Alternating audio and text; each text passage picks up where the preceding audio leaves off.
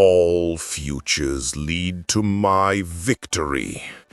Every path you could possibly take has already been foreseen. I am the one who decides which reality becomes truth. In a world of shinobi who cling to their false hopes of peace through understanding, only absolute power can bring true order. What if Naruto Uzumaki was not the child of prophecy you knew, but something far more terrifying? What if he was born with the soul of a god who had already conquered death itself? In the darkness before dawn, an infant's cry pierced the night. Not the wailing of a newborn discovering the pain of life, but something else, a controlled, deliberate sound that sent shivers down the spines of those present.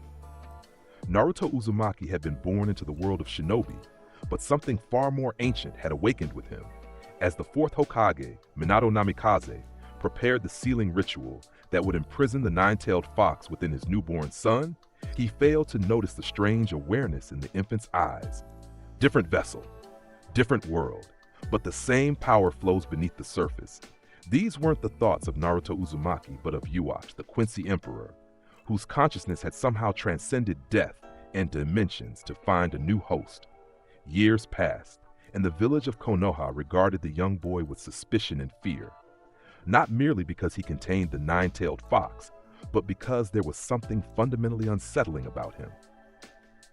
While other children played and laughed, Naruto observed. While they struggled with basic concepts, his eyes reflected calculations beyond their comprehension. At age 5, when most children were learning to throw their first practice kunai, Naruto stood alone in a forest clearing, his hand extended toward a fallen leaf. Those eyes, not the innocent blue they would later appear to be, but for a fleeting moment, darkened with the knowledge of eons. "Forgive me, Naruto," Minato whispered as he completed the sealing technique, sacrificing his life in the process. The infant made no sound as the monstrous chakra of the nine tails poured into his tiny body. Where other vessels might have screamed in agony, Naruto remained unnaturally still, his mind elsewhere, accessing memories that no newborn should possess. I have returned. Different vessel, different world, but the same power flows beneath the surface. These weren't the thoughts of Naruto Uzumaki, but of Yhwach, the Quincy Emperor, whose consciousness had somehow transcended death and dimensions to find a new host. Years passed, and the village of Konoha regarded the young boy with suspicion and fear. Not merely because he contained the nine-tailed fox, but because there was something fundamentally unsettling about him. While other children played and laughed, Naruto observed. While they struggled with basic concepts, his eyes reflected calculations beyond their comprehension. At age 5, when most children were learning to throw their first practice kunai, Naruto stood alone in a forest clearing, his hand extended toward a fallen leaf. "Reishi exists in all things," he murmured, recalling knowledge from another life. "Here they call it chakra, but the principle remains the same. Energy permeates everything." The leaf didn't just rise, it disintegrated, its matter breaking down into pure energy that swirled around Naruto's small hand. No jutsu had been performed, no hand signs formed, just raw manipulation of the energy that composed all matter. From the shadows, the third Hokage watched with growing concern. "His control is impossible," he whispered to the Anbu captain beside him. "No child should be able to manipulate chakra at that level without training." "It's not just that, Lord Hokage," the masked shinobi replied. "It's his eyes. They don't belong on a child's face." Hiruzen Sarutobi couldn't disagree. Those eyes held something ancient and terrible, a knowledge that seemed to look through people rather than at them. At the academy, Naruto's reputation quickly crystallized, not as the prankster of the original timeline, but as something far more intimidating. He spoke rarely, participated minimally, and yet consistently demonstrated abilities that left his instructors speechless. "Naruto," Iruka Umino called out during a basic chakra control exercise. "Please demonstrate the leaf concentration technique for the class." The blond boy stepped forward, his movements precise and economical. Unlike his classmates who struggled to maintain a leaf on their foreheads through chakra control, Naruto held out his palm. The leaf not only stayed perfectly balanced, but began to glow with an eerie blue-white light. "This exercise is beneath me," Naruto stated, his voice carrying an authority that silenced the classroom. "Shall I show you something more befitting my abilities?" Without waiting for permission, he closed his fingers around the leaf. When his hand reopened, the leaf had transformed into what appeared to be a small cross made of pure energy. "What technique is that?" Iruka demanded. Unable to hide his astonishment, Naruto's lips curved into a slight smile. "It is not a technique from your shinobi archives, Iruka-sensei. It is something older." The whispers began immediately. The other students, already wary of the boy who contained the nine tails, now found a new reason to keep their distance. Not out of hatred, but out of instinctive self-preservation. Something in them recognized a predator. Among his classmates, only a few regarded him with something other than fear. Sasuke Uchiha watched with calculating eyes, seeing a benchmark for his own ambitions. Shikamaru Nara observed with uncharacteristic focus, his brilliant mind sensing patterns that didn't fit any known shinobi tradition. And Hinata Hyuga looked on with a complexity of emotions, the same admiration she might have felt in another timeline, but tempered with a deep unease about what she saw with her Byakugan when she looked at Naruto's chakra network. For it wasn't just chakra flowing through him. Something else, something darker and more ancient, coiled around the sealed nine tails like a second predator waiting to devour the first. "Your progress reports are concerning," the third Hokage said, reviewing the academy files spread across his desk. "Not because you're failing, Naruto, but because you seem to be deliberately holding back." The 10-year-old boy stood before the village leader, his posture perfect, not the stance of a child, but of a ruler granting audience. "I show what needs to be shown," Naruto replied. "Nothing more, nothing less." Hiruzen leaned forward. "And the incidents? 3 genin hospitalized after they challenged you. Training dummies reduced to ash. A training ground rendered unusable because the very earth seems to have been drained of life." "They attacked me believing numbers granted them advantage," Naruto said without a hint of remorse. "I corrected their misconception. As for the training grounds, I required more power than the standard exercises provided." The third Hokage studied the boy carefully. This was not the legacy Minato and Kushina would have wished for their son. There was no warmth in him, no desire for acknowledgement or friendship that might have been expected from a child who grew up isolated and ostracized. "Naruto, what are your ambitions? What do you hope to achieve as a shinobi of the leaf?" For the first time, a genuine smile crossed the boy's face, though it did nothing to warm his calculating eyes. "I seek what I have always sought, Hiruzen Sarutobi, what every emperor seeks." "And what is that?" the Hokage asked, unsettled by the use of his full name from the child. "Everything." On graduation day, Naruto stood apart from his classmates. While they celebrated with family members, he remained alone, the forehead protector with the leaf insignia held loosely in his hand, rather than proudly worn. "A symbol of belonging," he murmured, examining the metal plate. "How quaint." "You don't seem very excited," came a lazy drawl from behind him. Shikamaru Nara, hands in pockets, regarded Naruto with his characteristic half-lidded gaze. "Troublesome as it is, most people consider this a big achievement." Naruto turned, fixing the Nara air with a penetrating stare. "And what do you consider it, Shikamaru Nara?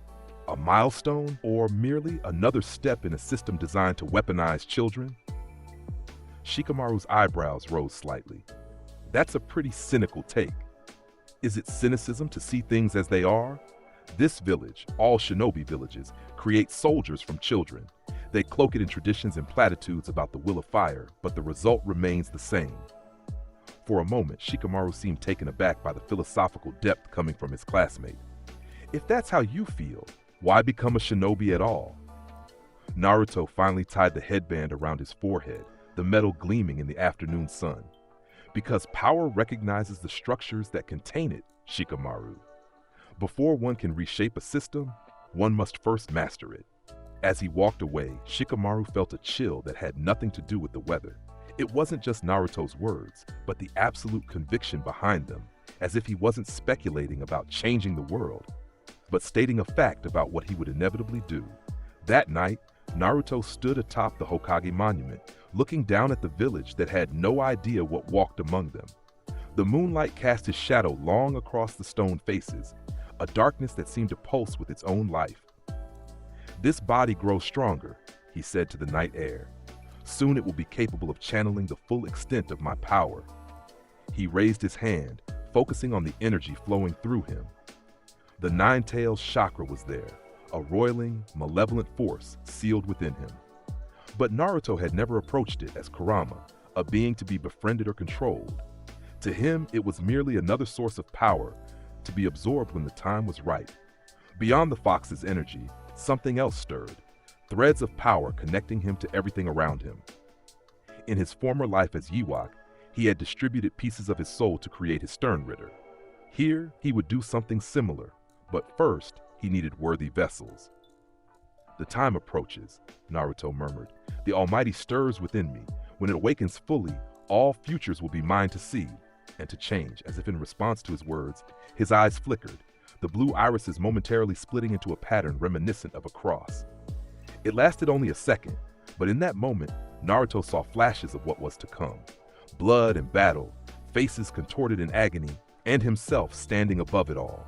A smile curved his lips, just as it should be. The next morning, the newly graduated genin gathered to be assigned to their three-person teams. Naruto sat alone, arms crossed, observing the others with detached interest. Their excitement, their nervousness, all petty emotions that he found both familiar and foreign. In his previous existence, he had experienced the full spectrum of human feeling, but had risen above such limitations. Team 7, Iruka announced, will consist of Sasuke Uchiha, Sakura Haruno, the pink-haired girl's squeal of delight cut through the classroom, and Naruto Uzumaki. Silence fell immediately. Sasuke's jaw tightened almost imperceptibly, while Sakura's expression shifted from joy to uncertainty. Everyone knew of Naruto's abilities, and more importantly, of his unsettling presence. "Your Jonin instructor will be Kakashi Hake," Iruka continued, seemingly oblivious to the tension. Naruto's eyes narrowed slightly. "Kakashi Hatake, the copy ninja, a shinobi of considerable reputation." Interesting. After the team assignments were complete, the new genin dispersed to wait for their instructors. Hours passed, and while Sakura complained and Sasuke brooded, Naruto remained perfectly still, using the time to meditate and further integrate the memories and powers of his previous existence. When Kakashi finally appeared, his visible eye curved in what appeared to be a smile beneath his mask. "My first impression is, you're all rather boring," he said cheerfully. "Meet me on the roof in 5 minutes." As Sasuke and Sakura headed for the stairs, Naruto simply vanished in a flicker of movement that wasn't quite the standard body flicker technique. It contained elements of it, but with an efficiency of chakra usage that left no trace signature. Kakashi found him already waiting on the roof, standing with perfect posture, hands clasped behind his back like a general reviewing troops. "Eager, aren't we?" Kakashi remarked, his casual tone belying his surprise. That movement technique had been executed at Jonin level, minimum. "Efficiency is not eagerness, Kakashi Hatake," Naruto replied. "It is simply the elimination of waste." When the others arrived, Kakashi instructed them to introduce themselves, sharing their likes, dislikes, and dreams for the future. After Sakura's gushing about Sasuke and the Uchiha's declaration of his ambition to kill a certain man, attention turned to Naruto. "My name is Naruto Uzumaki," he began, his voice carrying a weight beyond his years. "I have no particular likes or dislikes worth mentioning. As for dreams..." His eyes took on that unsettling quality that made even Kakashi tense. "Dreams are for those who sleep. I have only certainties. I will attain absolute power, and with it, I will reshape this world as I see fit." Silence followed his declaration. Sakura looked disturbed, while something flickered in Sasuke's eyes. Perhaps recognition of a kindred spirit in terms of ambition, if not methodology. Kakashi's visible eye narrowed slightly. "Well, that's direct. Now then, tomorrow we'll begin our duties with a survival exercise." "But we already did survival training at the academy," Sakura protested. "This is different," Kakashi explained, his eye crinkling again. "This test has a 66% failure rate. Those who fail will be sent back to the academy." While Sakura gasped and even Sasuke tensed, Naruto merely smiled. "A test to eliminate the weak," he said approvingly. "As it should be." The next morning at Training Ground 3, Kakashi explained the bell test. 2 bells, 3 students. Whoever failed to get a bell would go without lunch and be sent back to the academy. You'll need to come at me with the intent to kill if you hope to succeed. Kakashi warned them. Sasuke tensed, ready to spring into action. Sakura looked nervous but determined. Naruto, however, simply studied Kakashi with those penetrating eyes. "Begin," Kakashi announced. Sasuke and Sakura immediately vanished into the surrounding forest. Naruto remained standing in the clearing, facing Kakashi directly. "Aren't you going to hide like the others?" Kakashi asked, pulling out his infamous orange book. "What purpose would that serve?" Naruto replied. "You are a jonin. Your sensory abilities would detect any standard concealment attempt. Moreover, the purpose of this exercise is transparent." Kakashi lowered his book slightly. "Oh? And what would that be?" "Teamwork," Naruto stated flatly. 3 genin against 1 jonin. The bells are merely a device to create artificial conflict among us, testing whether we can rise above self-interest for the collective good. "That's perceptive," Kakashi admitted, genuinely surprised. "But knowing the purpose and achieving it are 2 different things." "Indeed. However, I have no intention of playing this game according to your rules, Kakashi Hatake." Before Kakashi could respond, Naruto moved. Not with the raw speed of a genin, or even a chunin, but with a fluid grace that seemed to distort the space around him. His right hand extended, and a strange, blue-white energy gathered in his palm. Not chakra as Kakashi knew it, but something denser, more refined. "Hirankyaku," Naruto murmured, and suddenly he was behind Kakashi. The Jonin's instinct saved him as he substituted with a nearby log, just as Naruto's hand passed through the space where he had been standing. The log didn't splinter or break, it simply disintegrated into particles of light. From his new position in a nearby tree, Kakashi stared in shock. That wasn't any jutsu I've ever seen. It wasn't even chakra as we understand it. "Your speed is commendable," Naruto called out, not even looking in Kakashi's direction, "but unnecessary." He raised his hand again, and this time, the energy coalesced into what appeared to be a bow made of pure light. Drawing back an arrow that materialized from the same energy, Naruto fired, not at Kakashi, but at the 2 bells attached to his waist. The arrow split in midair, becoming 2 precision projectiles that severed the strings holding the bells. Before they could fall to the ground, Naruto vanished again, reappearing with both bells in his hand.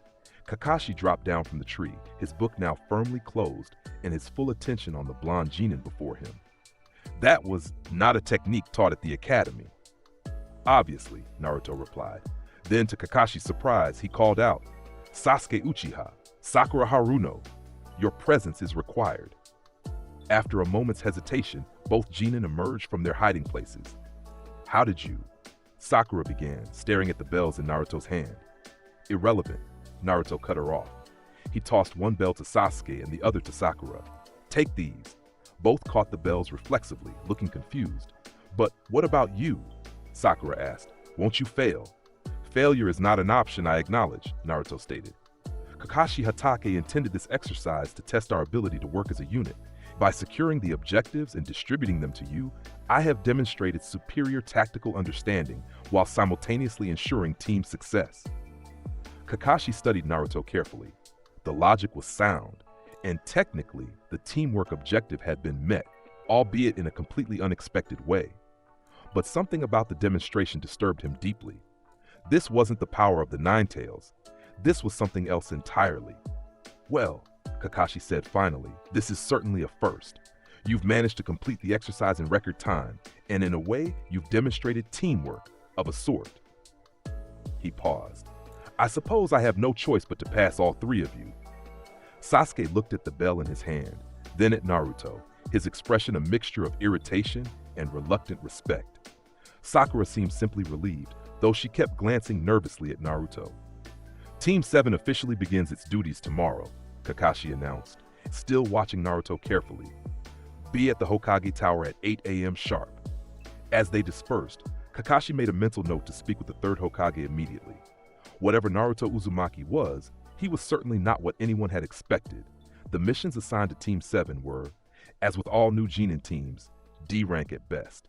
Menial tasks like finding lost pets, weeding gardens, and picking up litter. While Sakura complained and Sasuke seethed at what he considered beneath his abilities, Naruto approached each task with the same cold efficiency. "This is a waste of our capabilities," Sasuke muttered as they walked back from a particularly tedious mission involving cleaning up the Konoha River. "All experience has value," Naruto replied, "when viewed correctly. These tasks build coordination and establish hierarchical understanding within the team." "That's actually a good point," Sakura admitted, surprised by Naruto's insight. Sasuke merely grunted, but his posture suggested he was listening. "The true measure of a warrior is not found in glorious battle alone," Naruto continued, his voice taking on that strange, almost sermonizing quality it sometimes did. "It is in the discipline maintained when performing even the most mundane tasks. Excellence is not an act, but a habit." Kakashi, walking slightly behind them, found himself both impressed and disturbed by Naruto's perspective. It was the kind of wisdom one expected from a seasoned jonin or elder, not a genin barely out of the academy. "Well, since you're all so philosophical today," Kakashi interjected, "perhaps you'd like to share your thoughts on our next mission? Lord Hokage has something a little more challenging in mind." All three genin turned to look at him with varying degrees of interest. "C rank," Kakashi clarified. "Escort duty to the Land of Waves." Sasuke's eyes lit up with anticipation, while Sakura looked nervous but excited. Naruto merely nodded as if this development was expected and unremarkable. "When do we depart?" he asked. "Tomorrow morning. We'll be escorting a bridge builder named Tazuna back to his homeland. Pack for a 2-week mission, minimum."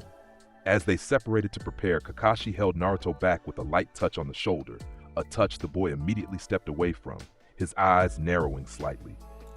"Naruto," Kakashi said carefully, "the techniques you've been using, they're not standard shinobi jutsu. Correct? Care to explain where you learned them?"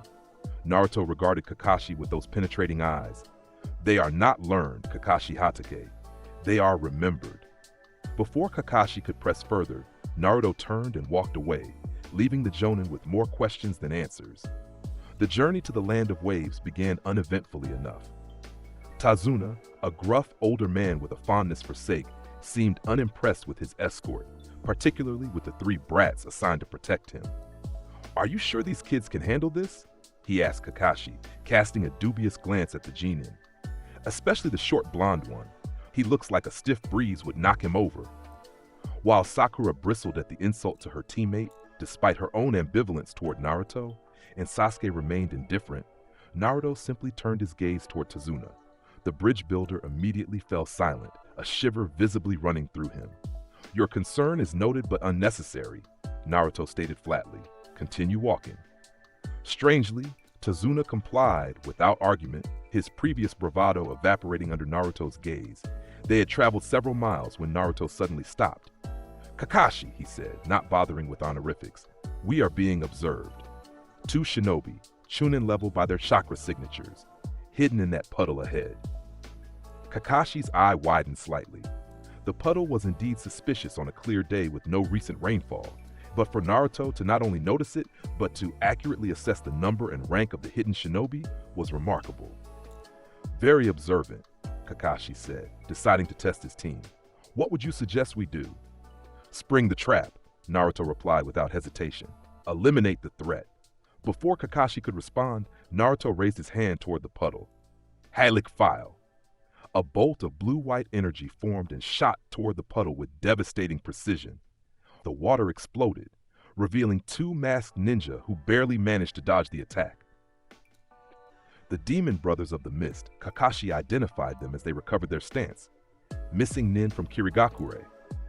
The 2 attackers launched themselves forward, their poisoned chain gauntlets whipping through the air. Sasuke moved to intercept, kunai in hand, while Sakura positioned herself protectively in front of Tazuna. But before either genin could engage, Naruto stepped forward, his right hand extended. "Blute artery," he murmured. Invisible blue lines appeared beneath his skin, pulsing with power. As the chain came toward him, Naruto simply caught it with his bare hand. The metal should have sliced through flesh and bone, but instead it stopped dead. With a simple twist of his wrist, Naruto yanked the chain, pulling both assassins off balance. "Pathetic," he stated, and with his free hand formed what appeared to be a small cross of energy. "Sanct Bogan." The cross expanded rapidly, forming a bow of pure energy. An arrow materialized as Naruto pulled back an invisible string, and then he fired. Not a single shot, but a barrage that split in mid-air, targeting vital points on both attackers. The Demon Brothers screamed as the arrows pierced through their defenses, pinning them to nearby trees with surgical precision. None of the shots were fatal, but each one incapacitated a different limb or mobility point. Sasuke stood frozen, kunai still raised, having not even entered the fight. Sakura stared open-mouthed, while Tazuna had gone pale. Kakashi, despite his years of experience, found himself genuinely shocked by the display. Naruto walked calmly toward the pinned assassins, his face expressionless. "Who sent you?" When they refused to answer, Naruto simply placed a hand on one brother's chest. "I won't ask again." A strange, pulling sensation filled the air, as if the very atmosphere was being drawn into Naruto's palm. The assassin began to scream, his body seeming to wither slightly. "Gato!" he gasped out. "The shipping magnate, he hired us to eliminate the bridge builder." Naruto removed his hand, leaving the assassin panting and noticeably weaker. "Truth," he assessed, turning to Tazuna. "You misrepresented the mission parameters. This is not C rank. The presence of hired shinobi assassins elevates this to B rank, minimum." Tazuna swallowed hard, unable to meet Naruto's gaze. My country is poor. We couldn't afford the higher rank." "Your deception placed this team at risk," Naruto stated coldly. "By shinobi protocol, we should abandon this mission immediately." "Please," Tazuna begged. "The bridge I'm building is our only hope against Gato's tyranny. Without it, my people will continue to suffer and starve." Naruto studied the man, his expression unreadable. Then, to everyone's surprise, he nodded. "Your cause has merit," he declared. "A ruler who cannot protect his subjects has failed in his most basic duty. This Gato is unworthy of his position of power." He turned to Kakashi. "We will continue the mission." Kakashi raised an eyebrow. "Technically, that decision is mine to make as team leader." "Then make it," Naruto replied simply. After consulting with Sasuke and Sakura, who both agreed to continue, Sasuke out of pride and desire for combat experience, Sakura reluctantly following his lead, Kakashi acquiesced. "We'll continue to the land of waves," he announced. "But be warned, if we encounter Jonin-level opposition, we may need to reassess." As they prepared to move on, leaving the Demon Brothers bound for later retrieval by Konoha forces, Sasuke approached Naruto. "That power," he said quietly. "What is it? It's not any ninjutsu I've ever seen." Naruto regarded the Uchiha with calculated interest. "It is power in its purest form, Sasuke Uchiha, beyond chakra, beyond Kekkei Genkai, the primordial energy that existed before ninjutsu was conceived." "Can it be learned?" Sasuke asked, his ambition transparent. "No," Naruto replied flatly. "It cannot be learned or copied, even by those Sharingan eyes you so covet. It can only be granted or taken." With that cryptic statement, Naruto moved ahead, leaving Sasuke to stare after him with a mixture of frustration and fascination. Their journey continued by boat, crossing the misty waters toward the land of waves. As they approached, the massive, incomplete bridge came into view. Tazuna's life work and the symbol of hope for his impoverished nation. "Impressive structure," Naruto commented, studying the engineering with genuine interest. "A physical manifestation of connection between isolated lands, symbolic and practical simultaneously." Tazuna seemed surprised by the appreciation. "It's taken everything we have to build it this far. Once complete, it will break Gato's shipping monopoly and restore our economy." "A worthy ambition," Naruto acknowledged, "creation that serves a strategic purpose." As they disembarked on the shores of the land of waves, the mist thickened around them. Naruto immediately raised his hand, stopping the group. "We are not alone," he stated. A massive sword came spinning out of the mist, forcing everyone to duck. It embedded itself in a tree, and atop it appeared a muscular, shirtless man with bandages covering the lower half of his face. Zabuza Momochi, Kakashi identified him, pushing up his headband to reveal his Sharingan eye. "Demon of the Hidden Mist." "Kakashi of the Sharingan," Zabuza replied. "No wonder the Demon Brothers failed. Hand over the bridge builder, and I might let you live." Kakashi moved into a defensive stance. "Protect Tazuna," he ordered his team. "This opponent is on a different level." While Sasuke and Sakura moved to form a protective triangle around their client, Naruto stepped forward instead, positioning himself beside Kakashi. Naruto, get back! Kakashi ordered sharply. This is a Jonin-level opponent. Zabuza Momochi, Naruto said, ignoring Kakashi's command. Former member of the 7 Ninja Swordsmen of the Mist, attempted coup against the 4th Mizukage, master of the silent killing technique. Your reputation precedes you. Zabuza's eyes narrowed. And who might you be, brat? You seem awfully confident for someone about to die. My name is Naruto Uzumaki, he replied calmly. Though in another life, I was known by a different title. Some called me Your Majesty. Before anyone could react to this strange declaration, Naruto extended his hand. The air around him seemed to distort, and blue-white energy began to gather. Blood artery, Blut Vini, he intoned, and once again, those strange blue lines appeared beneath his skin, forming intricate patterns that pulsed with power. Zabuza launched into action, forming hand signs with incredible speed. Water style, Water Dragon Jutsu, a massive dragon formed from the nearby water, roaring as it crashed toward Naruto. Kakashi moved to intercept, but found himself frozen in place as Naruto raised his hand. Heilig Wand, Naruto stated calmly, and a wall of blue-white energy materialized before him. The water dragon collided with the barrier and simply ceased to exist. Not deflected, not absorbed, the jutsu itself was negated, the water falling harmlessly to the ground. Zabuza's eyes widened in shock. What the hell kind of jutsu is that? It is not jutsu, Naruto replied. It is authority. He vanished, moving with that same fluid grace that defied normal shinobi movement, reappearing directly before Zabuza. The missing nin swung his massive sword, but Naruto caught it with his bare hand, the blut artery reinforcing his physical strength to superhuman levels. Impossible, Zabuza growled, struggling to free his blade. Your conception of possibility is limited by your understanding, Naruto stated. Allow me to expand it. With his free hand, Naruto formed another energy cross, Sankt Bogen. The bow materialized, and at point-blank range, Naruto fired a single arrow, not at Zabuza's vital points, but at his sword. The legendary blade of the executioner cracked, a spiderweb of fractures spreading from the point of impact. Zabuza leapt back, genuine fear now visible in his eyes. What are you? Naruto lowered the bow, his expression still eerily calm. I am what awaits at the end of all things. I am what stands at the beginning. I am the arm of judgment and the hand of mercy. His eyes changed, the blue irises splitting into a pattern resembling a cross. And I see all possible futures, including yours, Zabuza Momochi. Before he could continue, 3 senbon needles shot from the surrounding trees, striking Zabuza in the neck with pinpoint accuracy. The missing nin collapsed, seemingly dead.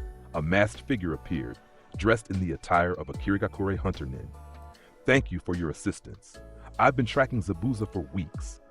Naruto turned his strange eyes toward the newcomer. Haku, ice release user, loyal servant of the man you just apparently killed. The masked figure stiffened. I don't know what you're talking about. I am a hunter nin from. Your deception is pointless, Naruto cut him off.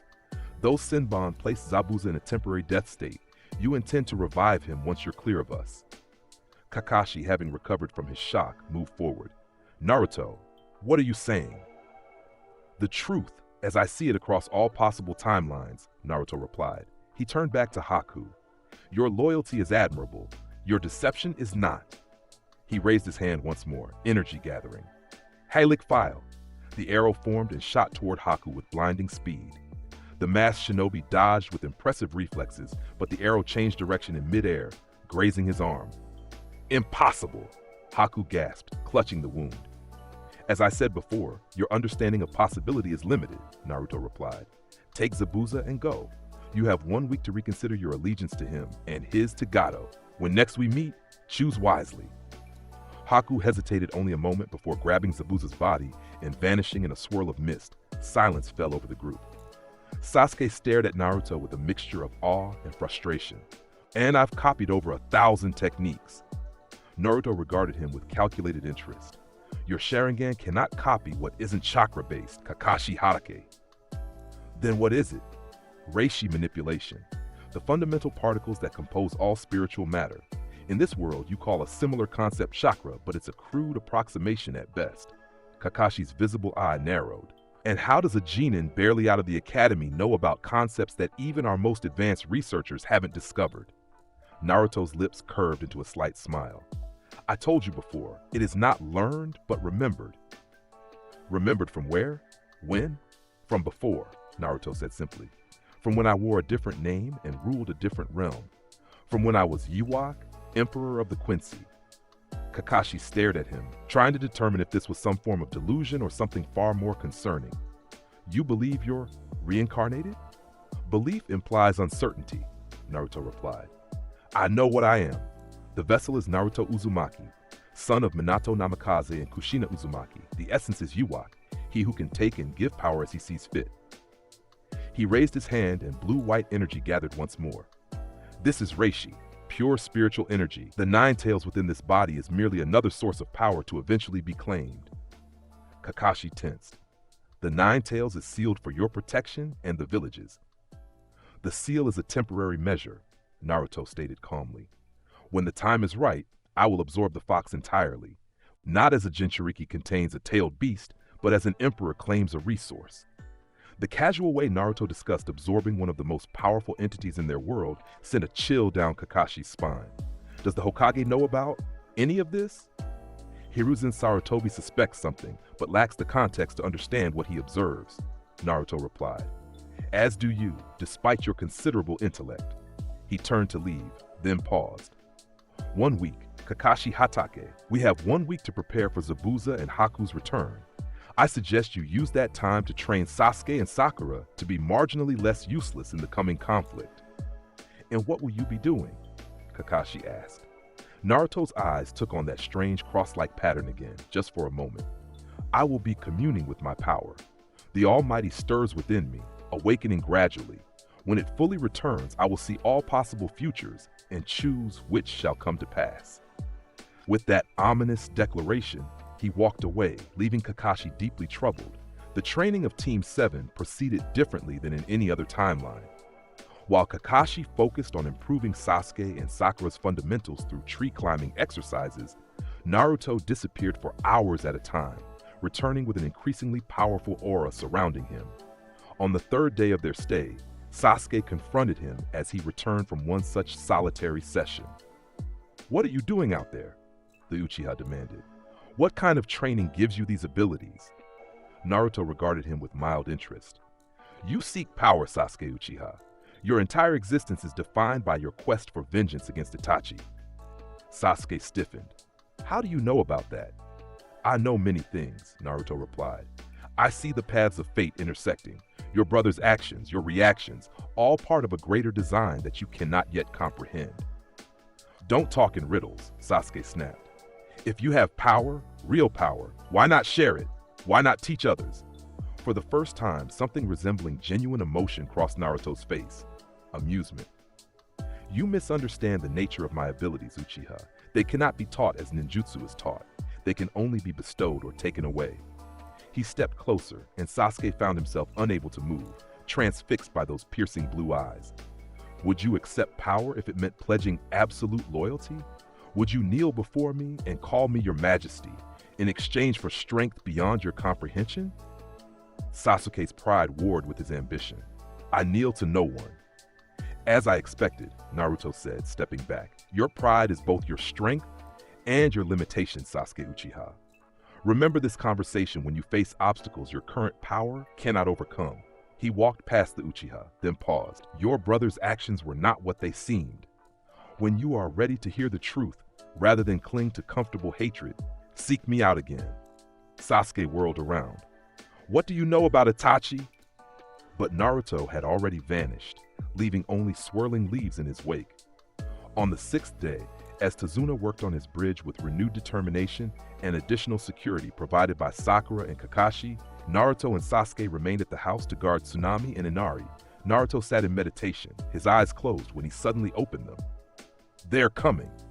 Sasuke, who had been practicing shuriken techniques nearby, tensed. Who?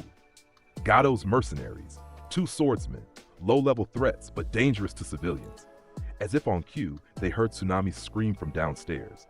Both Genin moved immediately, Sasuke drawing a kunai while Naruto simply walked, unhurried but purposeful. They found 2 rough-looking swordsmen holding Tsunami hostage, while Inari cowered in the corner. Look what we have here, one thug sneered. A couple of kids playing ninja. Sasuke prepared to attack, but Naruto placed a hand on his shoulder. "Allow me." He stepped forward, his expression calm. "Release the woman." The mercenaries laughed. "Or what, brat?" Naruto didn't repeat himself. Instead, he simply raised his hand. Blood artery.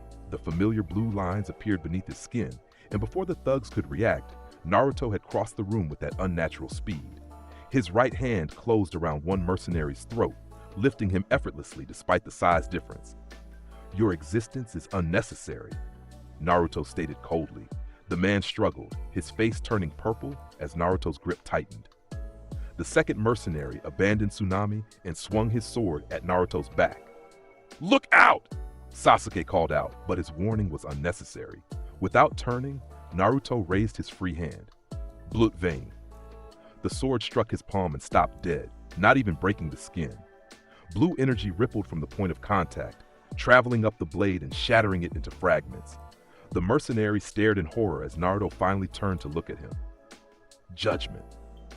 A pulse of energy emanated from Naruto's body, and both mercenaries collapsed, unconscious but alive, though noticeably drained, as if something essential had been pulled from them. Inari stared at Naruto with wide eyes. "How? How did you do that?" Naruto turned to the boy, his expression softening slightly, the first time Team 7 had seen such a change in his normally impassive demeanor. "Courage is not the absence of fear, Inari," he said. "It is action in the face of fear. Your stepfather understood this. Do you?" The boy's eyes welled with tears. "But Gato is too strong. No one can stand against him." "Power recognizes only greater power," Naruto replied, "and there is always a greater power." His eyes took on that strange pattern again. Always. He turned to Sasuke. "Secure these mercenaries. Their presence here means Gato is making his move. We must rejoin Kakashi and Sakura at the bridge immediately." When they arrived at the bridge, a scene of chaos greeted them. The construction workers lay scattered, many injured. A thick mist obscured much of the structure, but through it, they could make out Kakashi engaged in fierce combat with Zabuza. While Sakura stood protectively before Tazuna, most concerning was a dome of ice mirrors that had formed at the center of the bridge, inside which they could sense combat taking place. Haku's ice release, Naruto identified. A Kekkei Genkai of considerable power. Kakashi sent a shadow clone to assist Sakura. Sasuke stared at him. "How can you tell all that through this mist?" "I see what others cannot," Naruto replied simply. He pointed toward the ice dome. "Your talents would be best utilized there. The ice mirrors can be countered by extreme heat, something your fire release techniques might provide." For once, Sasuke didn't argue with the tactical assessment. "And you?" "I will address the source of this conflict," Naruto stated, looking toward the end of the bridge, where a small figure could barely be seen through the mist, surrounded by dozens of mercenaries. "Gato has arrived to ensure Zabuza's success, and then to eliminate him afterward to avoid payment." Sasuke's eyes widened at this insight, but he had no time to question it as Naruto continued. "Go. The shadow clone within the ice dome is faltering. Your fire techniques, combined with the clone's experience, may tip the balance." As Sasuke dashed toward the ice dome, Naruto walked calmly through the mist, directly toward Gato and his small army of hired thugs. None of the combatants noticed his approach, focused as they were on their own battles. Gato, a small man with dark glasses and expensive clothes, smirked as he watched the shinobi battle. "Once they've weakened each other enough, move in and kill them all," he instructed his mercenaries. "I'm not paying that demon Zabuza a single ryo." "Your fiscal prudence is noted," came Naruto's voice from behind him, causing the businessman and his bodyguards to whirl around in surprise. "Though your strategic assessment is flawed." "Who the hell are you?" Gato demanded, gesturing for his guards to deal with the intruder. "I am Judgment," Naruto replied calmly as the mercenaries advanced on him. "And you have been found wanting." The first wave of thugs reached him, weapons raised. Naruto didn't move, didn't adopt a defensive stance. He simply stood, hands at his sides as the attacks came. "Blood Van Anhaben," he murmured. A dome of blue-white energy erupted around him, expanding outward with explosive force. The mercenaries closest to him were thrown back, their weapons shattering on contact with the energy field. "What kind of demon are you?" Gato screamed, backing away as his protection was decimated. "Demon?" Naruto repeated. the energy dome dissipating as he walked forward. No, I am something far older and more terrible than any tailed beast or yokai of this world. His eyes transformed, the blue irises splitting into that now familiar cross pattern. I am he who sees all paths of fate. I am he who grants and reclaims power as I see fit. In another life, they called me Yhwach, Emperor of the Quincy. He raised his hand and spiritual energy began to gather, not in the form of a bow this time, but as a simple, concentrated sphere. But in this life you may call me your majesty with your dying breath. Wait, Gato pleaded, falling to his knees. I can pay you. Whatever they're giving you, I'll triple it. You misunderstand, Naruto replied, the energy in his palm growing brighter. This isn't about payment. This is about order, about rightful dominion. You rule through fear and corruption rather than strength and wisdom. Such leadership is unworthy. The energy in his palm stabilized, forming what appeared to be a miniature sun. Sankt Altar. The concentrated sphere of Reishi shot forward, not at Gato directly, but at the space above him. There it expanded explosively, forming a massive cross of energy that illuminated the entire bridge, burning away the mist and drawing the attention of all combatants. Under the harsh blue-white light, the battles paused. Zabuza and Kakashi both turned to stare. The ice mirrors melted as Haku's concentration broke. Even Sasuke and the Shadow Clone halted their attacks to witness what was happening. The cross descended slowly upon Gato, who scrambled backward in terror. But there was nowhere to run.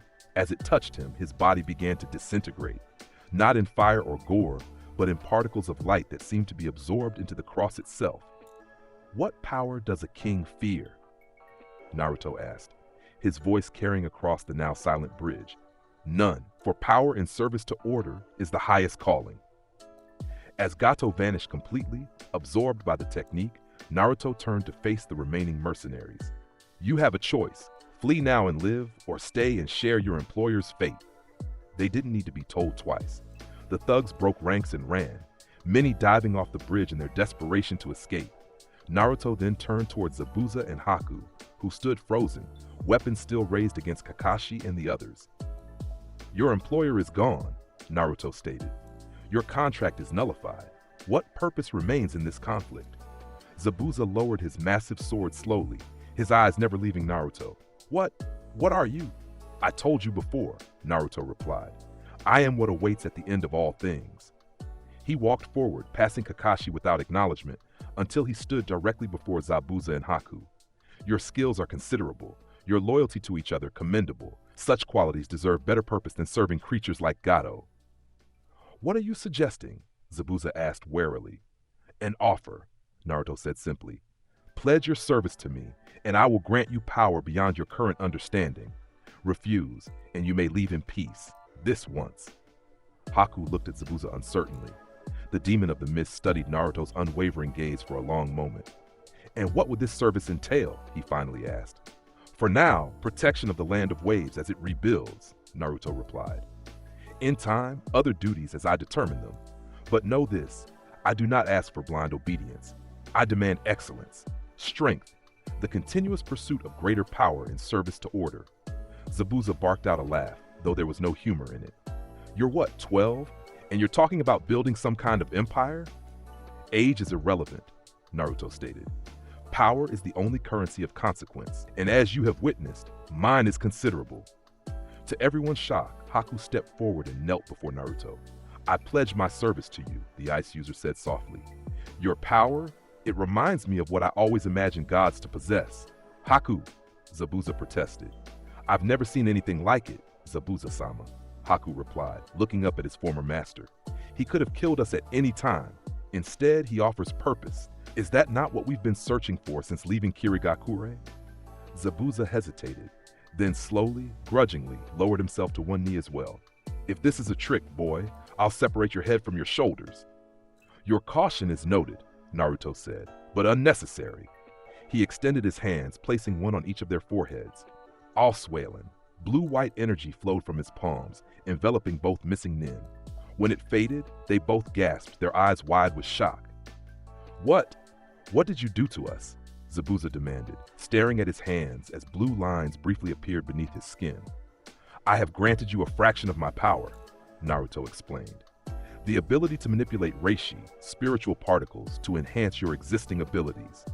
Use it wisely, for it can be reclaimed as easily as it was bestowed. He turned back to his stunned teammates and sensei. The mission is complete. The bridge builder is safe. Gado's tyranny is ended. We should return to Konoha and report our success.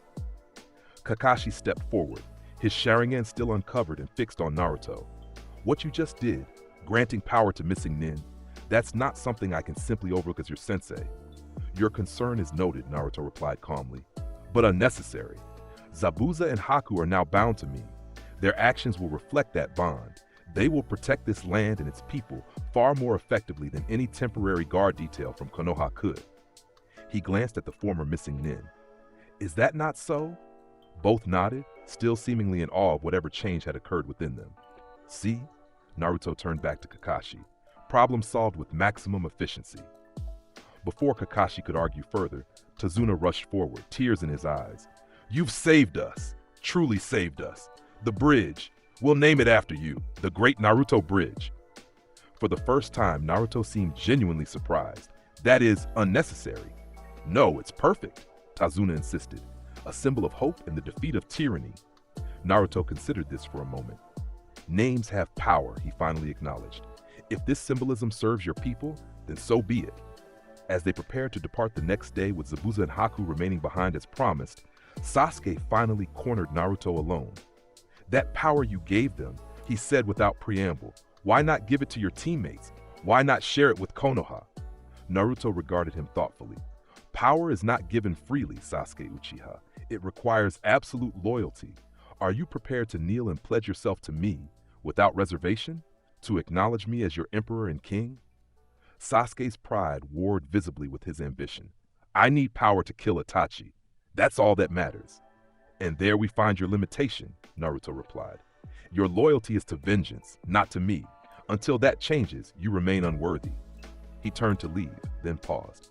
Besides, the power I granted them is but a fraction of what I possess, a test to see if they can bear even that much without being consumed by it. And can they? Sasuke asked, unable to hide his curiosity. Naruto's lips curved in that slight cold smile. We shall see. That is the nature of rulership, testing the limits of one's subjects. As Team 7 departed the Land of Waves, crossing the newly completed bridge that would soon bear Naruto's name, Kakashi kept a watchful eye on his most troubling student. Whatever Naruto Uzumaki was, Jinchuriki, reincarnated emperor, or something else entirely, it was clear that the power he commanded was beyond anything the Jonin had encountered before. And the most concerning part? It was obvious that they had only seen the barest fraction of what he could do. Upon their return to Konoha, Team 7's mission report created a significant stir among the village leadership. The defeat of Zabuza Momochi alone would have been noteworthy for a Genin team. But the additional details, Naruto's unexplainable abilities, the elimination of Gado, and perhaps most concerning, the recruitment of 2 missing 9, prompted an immediate council meeting. Naruto found himself standing before the 3rd Hokage and his advisors, Homura Mitokado and Koharu Utatane, along with Danzo Shimura, the shadowy leader of Root. These abilities you demonstrated, Hiruzen began carefully. Kakashi reports they are not chakra-based. Can you explain their nature? Naruto stood with perfect posture, hands clasped behind his back, his gaze direct and unwavering. They are reishi-based techniques, Lord Hokage. Spiritual energy in its purest form, manipulated through will and understanding rather than hand signs or traditional chakra control. And how did you come to possess knowledge of these techniques? Danzo asked, his single visible eye narrowed with suspicion. I have always possessed this knowledge, Naruto replied simply. It is intrinsic to who and what I am. The 3rd Hokage leaned forward. And what exactly are you, Naruto? For a moment, the atmosphere in the room seemed to thicken, as if the very air was responding to the question. Naruto's eyes flickered, briefly displaying that cross-like pattern before returning to normal. I am the vessel of Naruto Uzumaki, son of Minato Namikaze and Kushina Uzumaki, he stated, causing the elders to stiffen at the casual mention of his parentage, which was supposed to be an S-rank secret. But my essence is that of Yhwach, emperor of the Quincy, he who grants and reclaims power as he sees fit. Quincy? Koharu repeated. I've never heard of such a clan or organization. You would not have, Naruto acknowledged. They existed in another realm, another time. Through means I do not yet fully comprehend, my consciousness transferred to this vessel upon its birth, bringing with it my knowledge and abilities. Hiruzen exchanged concerned glances with his advisors. Are you claiming to be some form of reincarnation? Reincarnation implies death and rebirth, Naruto corrected. This was more akin to transference. My previous body died, yes, but my power, my essence, what you might call my soul, found its way here into this vessel. And the nine tails? Danzo asked sharply. What is your relationship to the beast sealed within you? Naruto's expression remained impassive. The nine-tailed fox is merely another source of power that will eventually be fully integrated into my own. The seal that contains it is a temporary measure, necessary only until my abilities fully mature. The implication sent a chill through the room. The seal is not to be tampered with, Hiruzen stated firmly. It protects both you and the village. Your concern is noted, Naruto replied, using his characteristic phrase, but unnecessary. When the time comes for integration, it will not be through breaking the seal, but through transcending its purpose. The fox will not be released, it will be absorbed. Before the elders could respond to this alarming statement, Naruto continued. As for Zabuza Momochi and Hakuyuki, they now serve a greater purpose in the land of waves than they would as rogue elements or prisoners. I have bound them to my will through the sharing of power. And what prevents them from using this power against Konoha? Homura demanded. The same principle that prevents a limb from attacking its own body, Naruto explained. The power I granted can be reclaimed at any moment should they betray my trust. Moreover, it creates a spiritual connection. I am aware of their actions, their intentions, at all times. Danzo leaned forward, his interest visibly piqued. This ability to grant and reclaim power, could it be extended to others? To loyal Konoha shinobi, perhaps? For the first time, something resembling emotion crossed Naruto's face, a cold amusement. You misunderstand the nature of the loyalty required, Danzo Shimura. Those who receive my power pledge themselves not to Konoha, but to me personally. Their first and only allegiance is to their emperor. Emperor? Koharu repeated, alarm evident in her voice. You consider yourself an emperor? I am what I am, Naruto replied simply. Titles are merely conveniences for others to understand one's position. In my previous existence, I ruled as emperor. In this one, we shall see what role fate has prepared. Hiruzen's expression had grown increasingly troubled throughout the exchange. Naruto, while your actions in the land of waves ultimately benefited the mission, you must understand that as a genin of Konoha, you are expected to follow the command structure and protocols of the village. I understand expectations, Naruto acknowledged, and I will respect them when they align with efficient outcomes. The mission was completed successfully. The client is safe. A tyrannical influence has been removed from an allied nation. By any objective measure, my actions were beneficial. That's not the point, Hiruzen countered. The point is the chain of command. Kakashi is your Jonin instructor. His orders should be followed without question. Blind obedience leads to stagnation, Naruto stated. Innovation requires the freedom to act according to one's judgment when circumstances demand it. The conversation continued in circles, with the elders growing increasingly frustrated by Naruto's calm, logical, yet fundamentally insubordinate responses. Finally, Hiruzen sighed deeply. For now, you will continue your duties as a member of Team 7, he declared. However, I am assigning Ambu observers to monitor your activities within the village.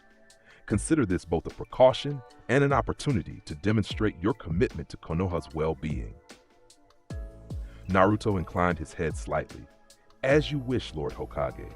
Though I hope in time you will come to understand that my goals and Konoha's prosperity are not mutually exclusive. A strong ruler benefits all within his domain. As he was dismissed, Danzo watched him leave with calculating eyes. Once the door closed, he turned to Hiruzen. That boy is either the greatest asset or the greatest threat Konoha has ever produced, he stated bluntly. And I'm not convinced it's the former. For once we agree, Hiruzen replied gravely. But what would you have me do? Attempt to eliminate him? We've all felt the power he contains, and I'm not referring to the Nine Tails. No, Danzo conceded reluctantly, but he must be contained, guided, perhaps utilized. He is not a weapon, Danzo, Hiruzen replied sharply. No, the root leader acknowledged. He's something far more dangerous. He's a king without a kingdom. Yet. In the weeks that followed, Team 7 resumed its missions, though the dynamic had shifted significantly. Sasuke's attitude toward Naruto had changed from dismissive rivalry to wary observation, studying his every move with the intensity of a scientist examining a rare specimen. Sakura, too, had begun to look at Naruto differently, not with the fear she had initially shown, but with a complex mixture of awe and unease. Kakashi, for his part, had stepped up their training significantly, particularly focusing on teamwork exercises that might integrate Naruto's unusual abilities with Sasuke and Sakura's more traditional shinobi techniques. During one such training session, as Sasuke practiced a fire technique while Sakura worked on jutsu dispelling, Naruto approached Kakashi. The Chunin exams approach, he stated without preamble. You intend to enter us. Kakashi's visible eye widened slightly. He had indeed been considering it, but had made no mention of it to his team yet. That's still under consideration. It is the logical next step, Naruto continued. Our mission to the Land of Waves demonstrated capabilities far beyond Genin level. To withhold us from the exams would be inefficient. There's more to being a Chunin than raw power, Kakashi pointed out. Leadership, strategy, judgment, all are factors. Indeed, Naruto agreed, and all are areas in which I excel. Sasuke possesses combat prowess beyond his years, if not wisdom to match it. Even Sakura, for all her limitations, has an analytical mind that compensates somewhat for her physical shortcomings. Kakashi studied his student carefully. You've been unusually focused on the team's development lately.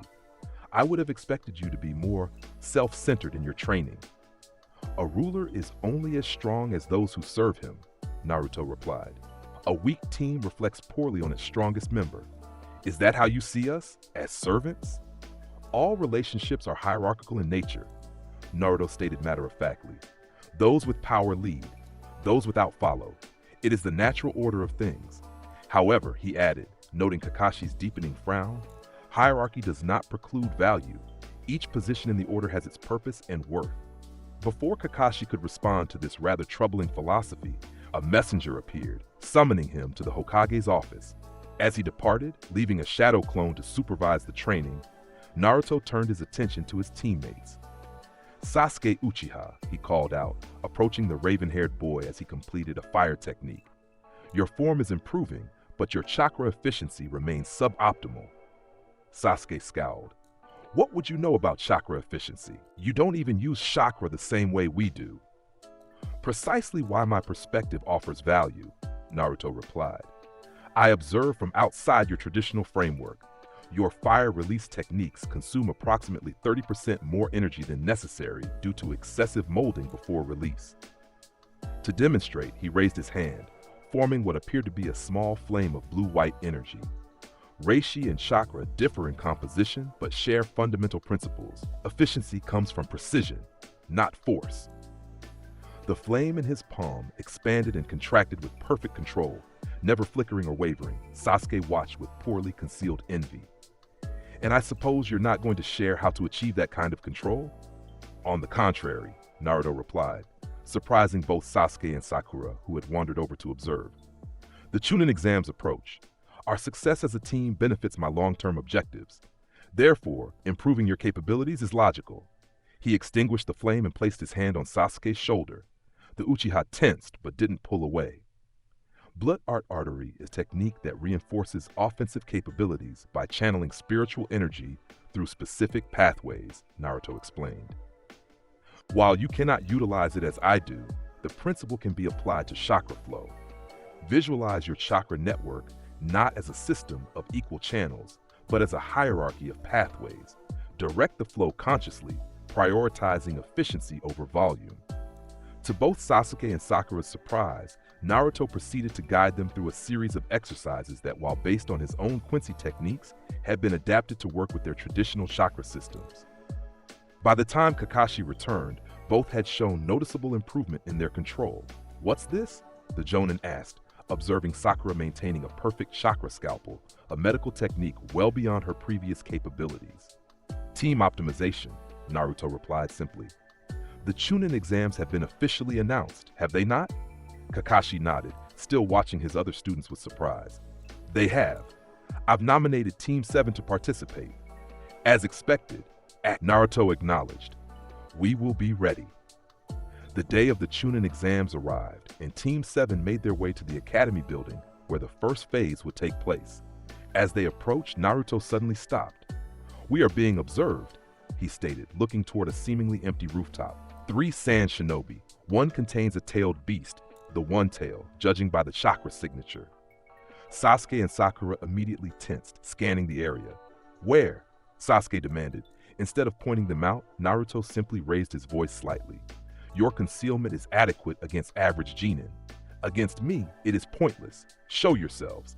After a moment's hesitation, 3 figures appeared on the rooftop. A blonde girl with a large fan, a boy in black clothes with purple face paint and what appeared to be a wrapped bundle on his back, and a red-haired boy with a gourd and dark-rimmed eyes. How did you detect us? The red-haired boy asked, his voice emotionless.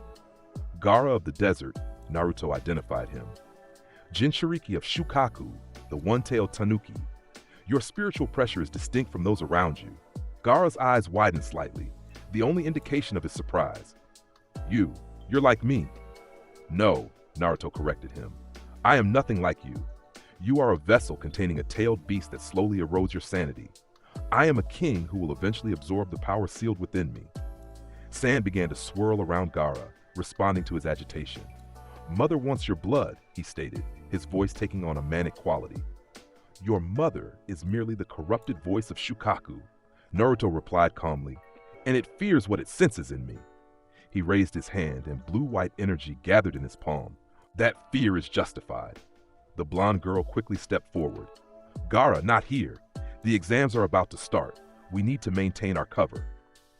For a tense moment, it seemed Gaara might ignore her, but then the sand reluctantly settled back into his gourd. I will kill you later, he promised Naruto. You are welcome to try, Naruto replied. But be warned, your tailed beast grants you no advantage against me. Quite the opposite.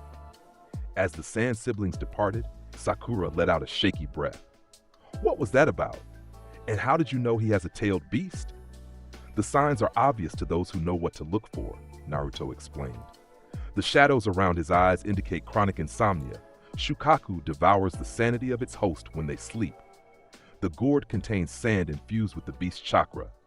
And most telling, the spiritual pressure he emits resonates at a frequency similar to, but distinct from, the 9 tails within me. Will he be a problem? Sasuke asked, clearly assessing Gaara as a potential opponent. He will attempt to kill me at the first opportunity, Naruto stated matter-of-factly. His failure will be educational for him. With that ominous prediction, Team 7 proceeded to the examination room. The first phase of the Chunin exams, a written test designed to evaluate information gathering skills, posed no challenge for Naruto. While others struggled to cheat without being caught, he simply wrote the answers with calm precision, having accessed the knowledge directly through observation of the Chunin plants in the room. More interesting to him was observing how Sasuke used his Sharingan to copy another's pencil movements, and how Sakura, to her credit, simply knew the answers through her own intelligence. The team dynamic was developing nicely, each member utilizing their strengths in complementary ways. When Ibiki Morino, the proctor, announced the final question with its all-or-nothing stakes, Naruto didn't even blink as teams around them began to drop out. Fear is the mind killer, he commented quietly to his teammates. A simple psychological tactic to eliminate the weak-willed.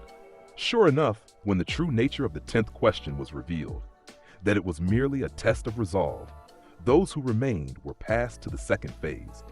As they made their way to the Forest of Death for the next challenge, Sasuke pulled Naruto aside. That sand ninja Gaara? How dangerous is he really? Naruto considered the question. To you, extremely. His absolute defense of sand would counter most of your current techniques. To Sakura, fatal. She lacks the speed or power to penetrate his defenses. And to you, Sasuke pressed. An annoyance, nothing more, Naruto replied. His power derives from a tailed beast that is, by nature, inferior to the 9 tails sealed within me. Moreover, my abilities exist on a different plane entirely. Sasuke frowned. You're always so certain, so arrogant. It is not arrogance when it is fact, Naruto corrected him. I do not boast, Sasuke Uchiha. I state reality as I perceive it across all possible timelines. All possible? What are you talking about? Naruto's eyes briefly shifted to that cross-like pattern.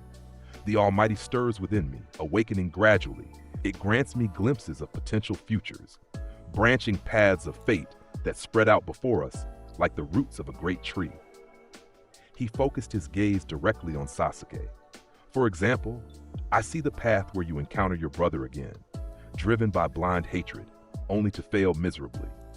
I see the path where you seek power from the snake who watches us even now, believing his cursed seal will give you the strength you lack. I see the path where you betray Konoha, betray your comrades, all in pursuit of vengeance, only to discover too late that you sacrificed everything for a lie. Sasuke took an involuntary step back, his face pale. What snake? What are you saying about Itachi?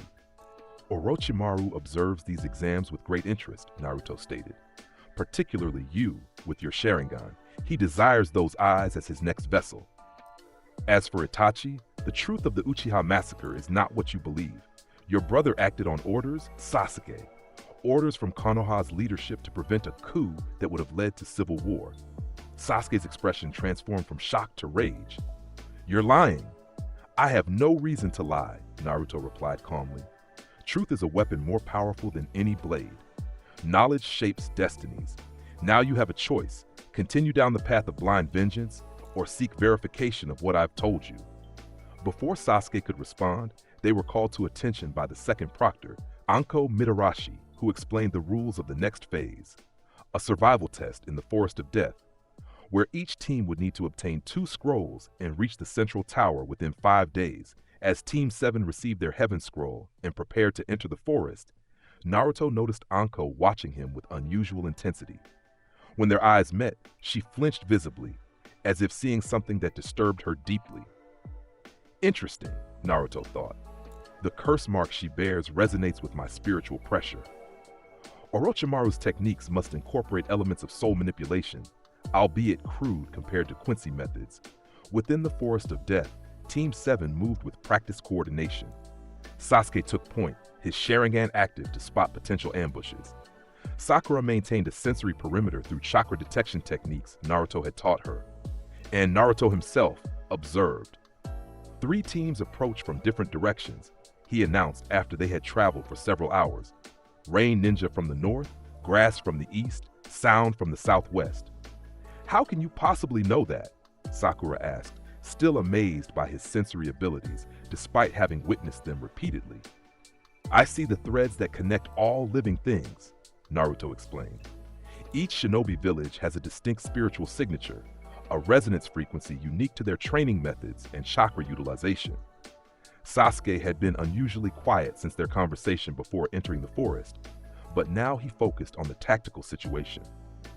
Which should we engage? The Rain team carries an Earth Scroll, Naruto stated with absolute certainty. They are also the weakest of the 3. The logical choice is clear. With a plan quickly formulated, Team 7 set an ambush of their own. Sakura prepared a genjutsu to disorient their targets, while Sasuke positioned himself for a flanking attack. Naruto simply stood in the open, seemingly vulnerable. When the Rain Ninja spotted him, they attacked without hesitation. 3 genin using water-based techniques that created a converging pattern of liquid bullets. Naruto didn't move. Blood veining. The water projectiles struck him and simply dispersed, as if hitting an invisible barrier. The Rain Ninja faltered, confused by the failure of their coordinated attack. Inadequate, Naruto assessed coldly. Then, with that unnatural speed, he closed the distance to the nearest opponent. Sankt Bogen. The energy bow formed in his hand, and at point-blank range, he fired a single arrow, not at a vital point, but at the pouch where the Earth Scroll was stored. The arrow pierced both the pouch and the ground beneath it, pinning the scroll to the forest floor. As the Rain Ninja reacted in shock, Sakura's genjutsu took effect, causing them to perceive the forest around them warping and shifting. Disoriented, they failed to notice Sasuke's approach until he had already disabled 2 of them with precise taijutsu strikes. The third managed to form hand signs for a defensive water wall, but Naruto simply reached through it. his hand glowing with blue-white energy. "Your technique lacks density," he critiqued, grabbing the ninja by the throat. "Water cannot stop what exists between its molecules." With the Rain team subdued and their Earth Scroll secured, Team 7 continued toward the central tower. Their efficiency had been impressive, less than a day into the exam, and they had already fulfilled the primary objective. "We should still proceed with caution," Sasuke advised. "Other teams will be hunting aggressively now." "Indeed," Naruto agreed, particularly Orochimaru, who approaches from the east in his grass ninja disguise. As if on cue, a powerful gust of wind tore through the forest, separating the team members and sending them flying in different directions. Naruto allowed himself to be blown back, curious to see how events would unfold. He landed gracefully some distance away, immediately sensing Sasuke's confrontation with the disguised Sannin. Rather than rushing to intervene, he watched through his developing almighty vision as multiple potential timelines unfolded before him. In most, Orochimaru placed his cursed seal on Sasuke. In some, Naruto arrived to prevent it. In others, he allowed it to happen as part of a longer strategy. Each possibility had its merits and drawbacks. "Fascinating," Naruto murmured. "The curse mark contains fragments of Orochimaru's soul, a crude approximation of my own Osweilan technique, primitive but effective for transferring power and influence." He considered the strategic implications. Sasuke with the curse mark would gain power, but at the cost of his autonomy. He would become Orochimaru's puppet, manipulated toward the Sannin's own ends. From a purely tactical perspective, this would make him less useful as a subordinate to Naruto's own ambitions. Decision made. Naruto used Hirankyaku to close the distance instantaneously, arriving just as Orochimaru, still disguised as a grass ninja, extended his unnaturally elongated neck toward a paralyzed Sasuke, fangs bared to deliver the curse mark. "Blut vene Abend," Naruto stated calmly. The defensive dome of energy erupted around both him and Sasuke, forcing Orochimaru's head to recoil as it struck the barrier. "What is this?" the disguised Sannin hissed, his facade beginning to crack, revealing the pale face beneath. "A technique beyond your comprehension," Naruto replied, stepping forward as the barrier receded. "Orochimaru of the Sannin, self-proclaimed immortal, seeker of all jutsu, your ambitions are quaint." The Sannin's eyes widened, then narrowed dangerously. "You're no ordinary genin, the Nine Tails container, yes, but there's something else, something older. Perceptive," Naruto acknowledged. "Unlike most in this realm, you possess at least rudimentary spiritual awareness, perhaps because your soul transfer techniques have exposed you to the higher dimensions of existence." Orochimaru's disguise melted away completely, revealing his true form, pale skin, slitted yellow eyes, and an aura of menace that would paralyze most shinobi with fear. "What an interesting specimen you are. Perhaps I've been focusing on the wrong Konoha Genin." "Your interest is noted," Naruto replied with his characteristic phrase, "but misplaced. You seek to contain what you cannot possibly control." He raised his hand, blue-white energy gathering once more. "Hylic file." The arrow of pure reishi shot toward Orochimaru with devastating speed. The Sannin dodged with inhuman flexibility, but the arrow changed direction in midair, grazing his shoulder. Orochimaru hissed in pain, clutching the wound. "What manner of jutsu is this? It's not chakra-based." "As I said, beyond your comprehension," Naruto repeated. "Now, a choice lies before you, Snake Sannin. Retreat and reconsider your approach to Sasuke Uchiha, or test the limits of your immortality against my judgment." To emphasize his point, Naruto's eyes transformed into their cross-like pattern. "I see the paths of your potential futures, Orochimaru. In most, your ambitions end in failure and destruction. In some, you find a measure of redemption. In none do you successfully claim Sasuke Uchiha as your vessel while I draw breath." For perhaps the first time in his adult life, Orochimaru felt genuine uncertainty. The power emanating from the boy before him was unlike anything he had encountered. Not just the raw strength, but the nature of it. It felt primordial, absolute. "You are full of surprises, Naruto Uzumaki," the Sannin finally said, his voice regaining some of its silky confidence. "We will meet again when circumstances are more favorable to my interests." With that, he melted into the ground, retreating for the moment. Sasuke, who had been frozen in shock throughout the confrontation, finally found his voice. What was that? Who was that?" Orochimaru, Naruto replied, turning to his teammate. One of the legendary Sannin, now a rogue ninja who experiments with forbidden techniques in pursuit of immortality and power. He desired your Sharingan as his next vessel. And you drove him off, Sasuke stated, his tone a mixture of awe and resentment. Like he was nothing. Not nothing, Naruto corrected. Orochimaru possesses considerable power by this world's standards. In a direct confrontation without strategic advantage, even I would find him challenging at my current level of manifestation. He studied Sasuke carefully. Does it trouble you that I intervened? Would you have preferred to receive his cursed seal and the poisoned power it offers? Sasuke looked away. I need power to kill Itachi, whatever the source. Short-sighted, Naruto assessed. Power that comes with strings attached is not power at all. It is merely an illusion of strength that binds you more tightly with each use. He placed a hand on Sasuke's shoulder, an uncharacteristic gesture of connection. What I told you about Itachi was truth, Sasuke Uchiha. When these exams conclude, seek verification if you doubt me. The archives, restricted though they may be, contain evidence for those determined enough to find it. Sasuke shrugged off the hand, but seemed to be considering the words.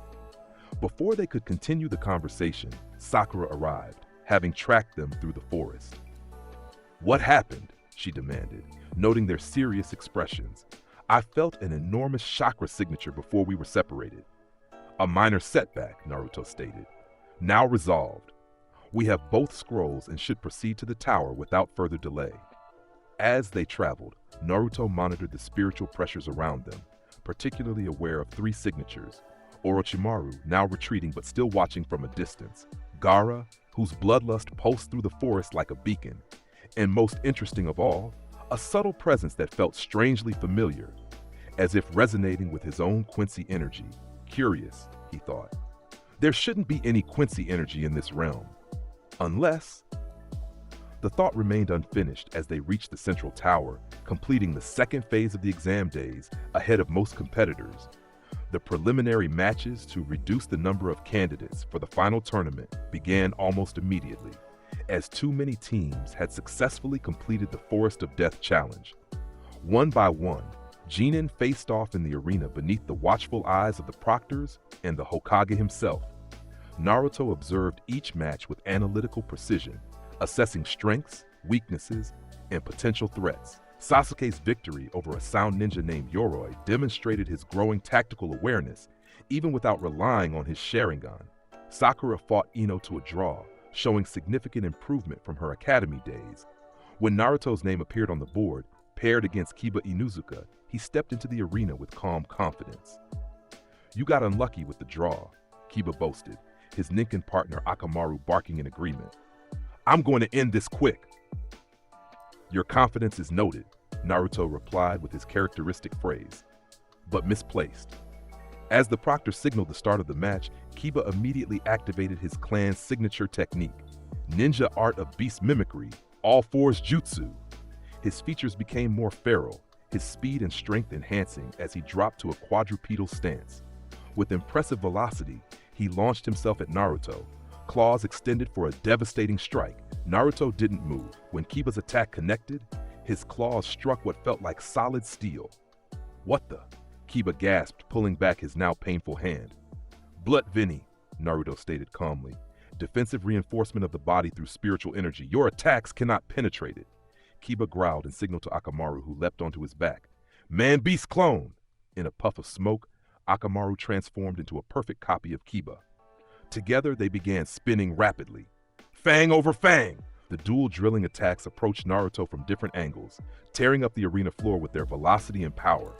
Yet again, Naruto remained motionless, allowing both attacks to strike him simultaneously. The impact created a cloud of dust and debris. When it cleared, Naruto stood unharmed, while Kiba and Akamaru had been repelled by the same invisible barrier, both looking dazed. Impossible, Kiba muttered. As I stated before, your attacks are ineffective, Naruto said. Now, shall I demonstrate what effective offense looks like? Without waiting for a response, he extended his hand. Halic File. The arrow of Reishi formed and shot toward Kiba with precision. At the last moment, Naruto altered its trajectory, causing it to pierce Kiba's hood and pin him to the wall behind him, rather than injuring him directly. Akamaru growled and charged, but Naruto simply flicked his finger, sending a much smaller hylic file that struck the ground before the Ninken, creating a small crater that stopped the dog in his tracks. "This match is concluded," Naruto stated. Further resistance would only result in unnecessary injury. The proctor looked between the pinned Kiba and the completely unharmed Naruto. Winner, Naruto Uzumaki. As Naruto returned to the viewing area, he noted the various reactions. Most genin looked shocked or afraid. The Jonin instructors appeared deeply concerned. And the Hokage himself was watching with narrowed eyes, clearly troubled by the display. Gaara, however, was staring at Naruto with undisguised bloodlust. "Mother wants your blood even more now," he whispered as Naruto passed him. "Your mother will be disappointed," Naruto replied without slowing his pace. The preliminary matches concluded with Gaara brutally crushing Rock Lee, leaving the taijutsu specialist with potentially career-ending injuries. As the finalists gathered to draw lots for the tournament bracket, Naruto found himself paired against Neji Hyuga in the first round. "Fate has determined your defeat," Neji stated coldly when the matchups were announced. Naruto's lips curved in that slight, cold smile. "How ironic that you speak of fate to one who sees and reshapes it at will." The month-long training period before the finals began the next day. While other genin sought out special trainers or secluded themselves to develop new techniques, Naruto had different plans. "I will be absent from the village for 2 weeks," he informed Kakashi bluntly. The Jonin raised his visible eyebrow. "That's not exactly how this works, Naruto. Genin can't simply leave the village without permission, especially with the finals approaching." "I am not seeking permission," Naruto clarified. "I am informing you as a courtesy. There is something I must investigate, a resonance I detected during the Forest of Death, a spiritual pressure that should not exist in this realm." Kakashi's expression grew serious. "If there's a threat to the village—" "Not a threat," Naruto interrupted. "An anomaly, one that may provide insights into my own transference to this world." He turned to leave, then paused. "The Anbu who follow me will lose my trail within the hour. Do not waste resources attempting to track me. I will return before the finals begin." True to his word, Naruto slipped away from Konoha that night, evading even the elite Anbu Black Ops assigned to monitor him. Using Hirenkyaku, he traveled at speeds no shinobi could match, following the faint spiritual signature he had detected. His journey took him far from Fire Country, across mountains and deserts, eventually leading to a remote temple nestled in a forgotten valley. The structure was ancient, predating the shinobi villages by centuries. As he approached, the spiritual resonance grew stronger. The temple doors, massive wooden constructs covered in faded symbols, opened of their own accord as he neared. Inside, a single figure sat in meditation at the center of an enormous seal array that covered the floor. The person wore white robes reminiscent of Quincy attire, though adapted to this world's aesthetic. "I have waited for this meeting," the figure said without opening their eyes. "Yhwach." Naruto stopped, genuinely surprised for perhaps the first time since his awakening in this world. "You know who I am." The figures stood, revealing themselves to be an elderly woman with striking white eyes. The Byakugan, though clearly different from the Hyuga clan's version. More refined, more powerful. "I am Kaguya," she said, though her voice carried a different resonance than the name would suggest. "Though that is merely the name this vessel once bore. In truth, I am Jugram Hashwal," Naruto finished, recognizing the spiritual signature now that he was closer. "My other half, my balance." The woman, or rather the entity inhabiting her form, inclined her head. "Your perception remains keen, Your Majesty." "Explain your presence here," Naruto commanded, falling easily into his role as emperor despite his youthful appearance. "Like you, I found myself transferred to this realm upon what should have been my final death," Jugram explained. "Unlike you, I did not inhabit an infant's body, but merged with a dying vessel, this Otsutsuki woman who had been sealed here centuries ago." "Otsutsuki," Naruto repeated, accessing memories from his vessel. "The progenitors of chakra in this world, the originators of the Sage of Six Paths legend." Indeed, their spiritual composition made them compatible vessels for beings like us.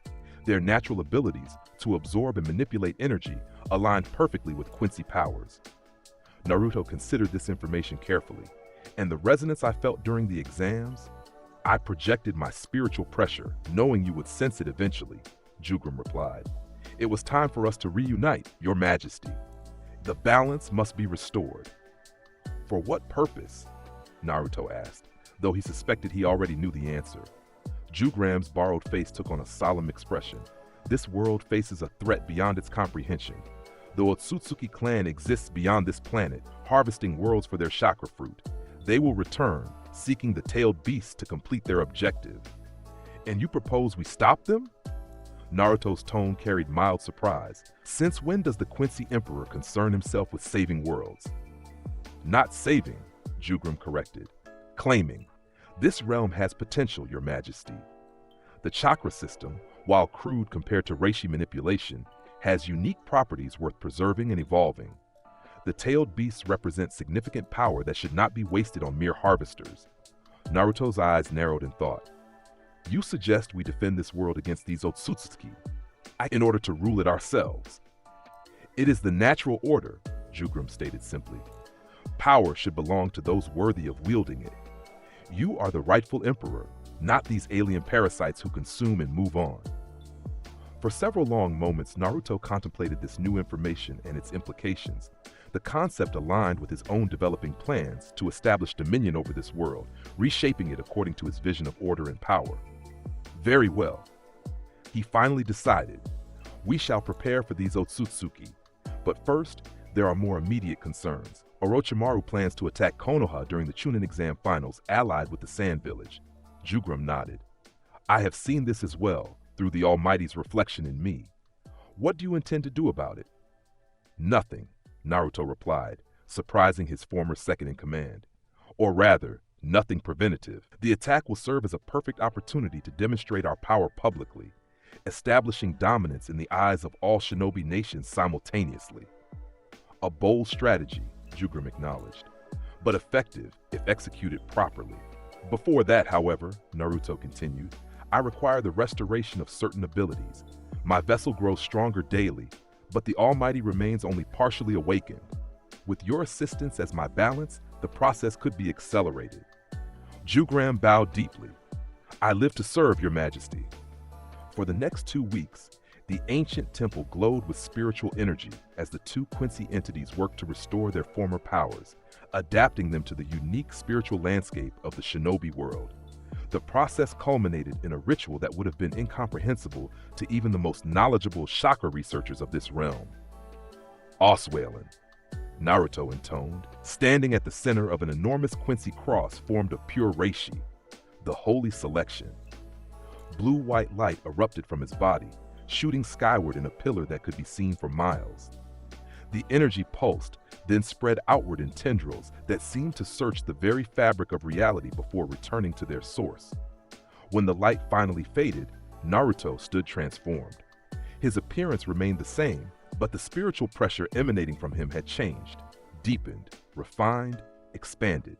His eyes now permanently held a hint of the cross pattern, ready to fully manifest at will. The Almighty awakens, Jugram observed with satisfaction. Not yet at its full potential, but significant progress nonetheless. Indeed, Naruto agreed, feeling the familiar power coursing through his veins. The ability to see all possible futures has partially returned. The power to alter those futures will follow in time.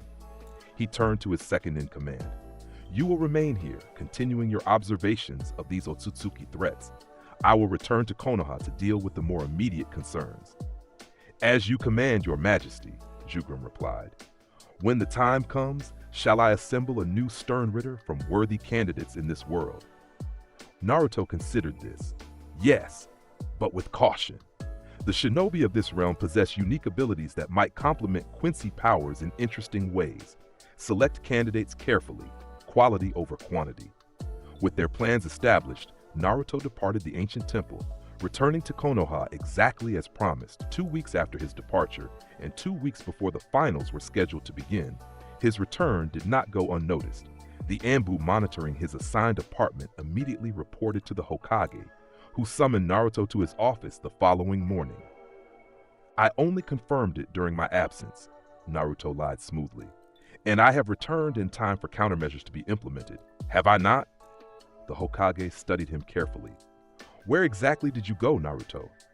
To consult with an entity who, like myself, does not originate from this realm, Naruto replied, seeing no reason to conceal this particular truth.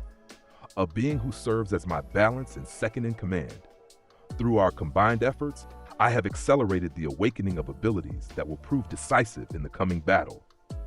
These abilities, Hiruzen began cautiously, will they be used to protect Konoha? They will be used as I see fit, Naruto stated, which in this instance aligns with Konoha's preservation. The village has value as a power base and resource center. Its destruction would be inefficient. The Hokage sighed deeply.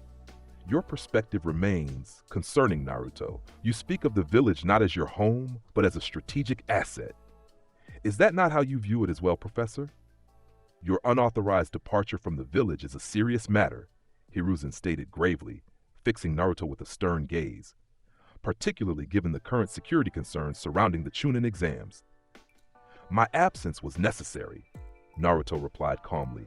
I have obtained information and abilities crucial to Konoha's survival in the coming conflict. The Hokage's eyes narrowed. What conflict? Orochimaru plans to attack during the finals allied with Sand Forces, Naruto stated bluntly. His ultimate goal is your assassination and Konoha's destruction. Hiruzen sat back, shocked both by the information and Naruto's casual delivery of it. If you knew this, why didn't you report it immediately? I only confirmed it during my absence, Naruto lied smoothly. And I have returned in time for countermeasures to be implemented. Have I not? The Hokage studied him carefully. Where exactly did you go, Naruto? To consult with an entity who, like myself, does not originate from this realm, Naruto replied, seeing no reason to conceal this particular truth. A being who serves as my balance and second in command. Through our combined efforts, I have accelerated the awakening of abilities that will prove decisive in the coming battle. These abilities, Hiruzen began cautiously, will they be used to protect Konoha? They will be used as I see fit, Naruto stated, which in this instance aligns with Konoha's preservation. The village has value as a power base and resource center. Its destruction would be inefficient. The Hokage sighed deeply. Your perspective remains concerning, Naruto. You speak of the village not as your home, but as a strategic asset. Is that not how you view it as well, Professor? Naruto countered, using Hiruzen's old nickname. Behind the platitudes about the will of fire lies the cold calculation of a military leader. You weigh lives against objectives daily. The only difference between us is that I acknowledge this reality openly, while you disguise it with ideology. Before Hiruzen could respond to this uncomfortably accurate assessment, Naruto continued. Regarding Orochimaru's planned invasion, I would suggest the following. Maintain the appearance of ignorance. Allow the exams to proceed as scheduled. Position Anbu strategically throughout the arena and village, but keep them hidden until the attack begins. The element of surprise should be preserved on both sides. Despite his misgivings about Naruto's attitudes and mysterious powers, the Hokage couldn't deny the tactical soundness of the suggestion. I will take your information under advisement, but make no mistake, Naruto, you are still a genin of this village, subject to its rules and chain of command. Of course, Lord Hokage, Naruto replied with that slight, cold smile. I am merely offering my perspective as someone who sees all possible futures unfold before him. As he left the Hokage's office, Naruto reflected on the changes accelerated by his communion with Jugrim. The Almighty, while not yet at full power, now allowed him to see multiple branching timelines with greater clarity than before.